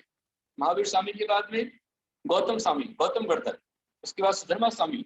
तो मैंने सुधर्मा आचार्य के नाम पर उनका सुधर्मा का नाम रखा था। मैं कामना करता हूँ, प्रार्थना करता हूँ कि वैसे सुधर्मा केवली के समान आगे बने। अभी तो निश्चित रूप में देव पर्याय में है, हम उनके लिए अशोक मना रहे हैं, परंतु वे अशोक हैं और वहां पर धर्म साधना के फल से वे उत्तम गति को प्राप्त हुए हैं। देव पर्याय में देव वंदना आदि कर रहे होंगे और अभी ये सब जो समाधि श्रद्धांजलि सभा चल रही है, इसको वो अवधि ज्ञान से देख भी रहे होंगे और उसको देखने से निश्चित रूप में उनको दर्शन पुनः प्राप्त होगा और अगले भाव के अंदर में, निकट भाव के अंदर में व्यवश में उत्तम पद को प्राप्त करें। देव पर्याय से उत्तम श्रावक बने, श्रावक से श्रेष्ठ संत बने और संत से अरहंत सिद्ध बने। यही मंगल कामना करता हूँ। आपके लिए शिक्षा देता हूँ कि जब भी करना हो ध्यान रखें कि किसी का बुरा करने के लिए पूरी ताकत लगानी होती है, पर किसी का भला करने के लिए बस भले विचार ही काफी होते हैं। आपने किसी का भला सोच लिया तो आपका भला हो जाता है। भला करने में ज्यादा मेहनत नहीं लगती है, आप भला करते जाइए। भले का भगवान होता है, जितना बने उतना भला करते जाएं। वही हम लोग भी कर रहे हैं। अभी निरंतर सुबह शाम आप जूम मीटिंग के माध्यम से देख रहे हैं कि हर दिन हम लोग महामंत्र निर्धारण करते हैं। मुझे दुख है, खेद है कि मैं लगातार उनकी महामंत्र निर्धारण करता रहा, जाप करता रहा। आज महामंत्र निर्धारण के निमित्त से सैकड़ों हजारों लोग उनके जीवन की रक्षा हुई, आप सभी जानते हैं, लेकिन मैं मेरे क्षुल्लक शतरूप जी को नहीं बचा पाया। मुझे खेद है और होता यही है कि मणि मंत्र तंत्र बहु होई, मरते न बचावे कोई। दलबल देवी देवता मात पिता परिवार, मरती बिलिया जीव को कोई न राखनहार। कोई किसी को बचा नहीं सकता है। हालांकि हमने बहुत प्रयास किया, पहले ही कहा था कि स्वामी जी मत जाओ, यही रहो, अभी कोरोना काल है, भीषण ये आपदा चल रही है, आप मत जाइए कहीं पर, लेकिन वो नहीं माने गए। हमारे आचार्य वर्धन जी ने खुद कहा, वो नहीं माने गए और आज धर्म प्रभावना और धर्म रक्षा में वो उन्होंने अपना जीवन लगा दिया। मैं भगवान से प्रार्थना करता हूँ कि भगवान उन्हें उत्तम सद्गति प्रदान करें। अवश्य में उनकी उत्तम मोक्ष गति होगी। हम सावधान रहें, घर में रहें, आत्मरक्षा के साथ जगत कल्याण में लगे रहें। और इसीलिए आपके लिए लग रहा है त्रोदश शिक्षण शिविर, जो कि 4 जून से प्रारंभ हो रहा है।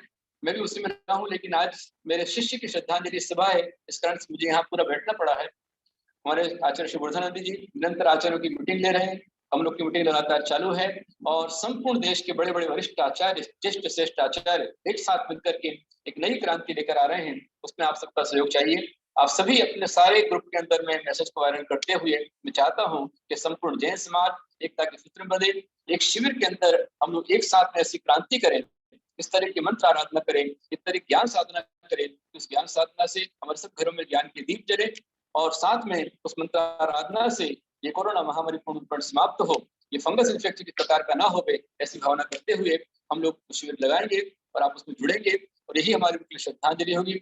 हमारे वर्धन महाराज ने कहा है कि जो सपना ने देखा है अवश्य पूरा होगा।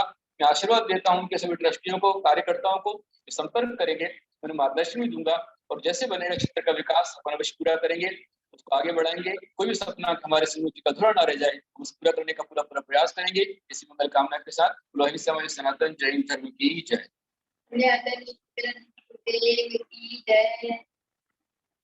आप सभी के लिए आशीर्वाद और यही हम मीटिंग को पूरा करेंगे। पुनः 7:15 बजे आप सभी भक्तांबर और महामृत्युंजय के जाप आराधना के लिए आप सभी तैयार।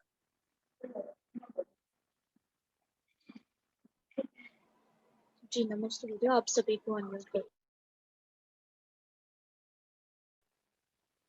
नमस्ते गुरुदेव, नमस्ते गुरुदेव, नमस्ते गुरुदेव, नमस्ते गुरुदेव, माता जी, इच्छा महाराज, इच्छा नमस्ते गुरुदेव, नमस्ते।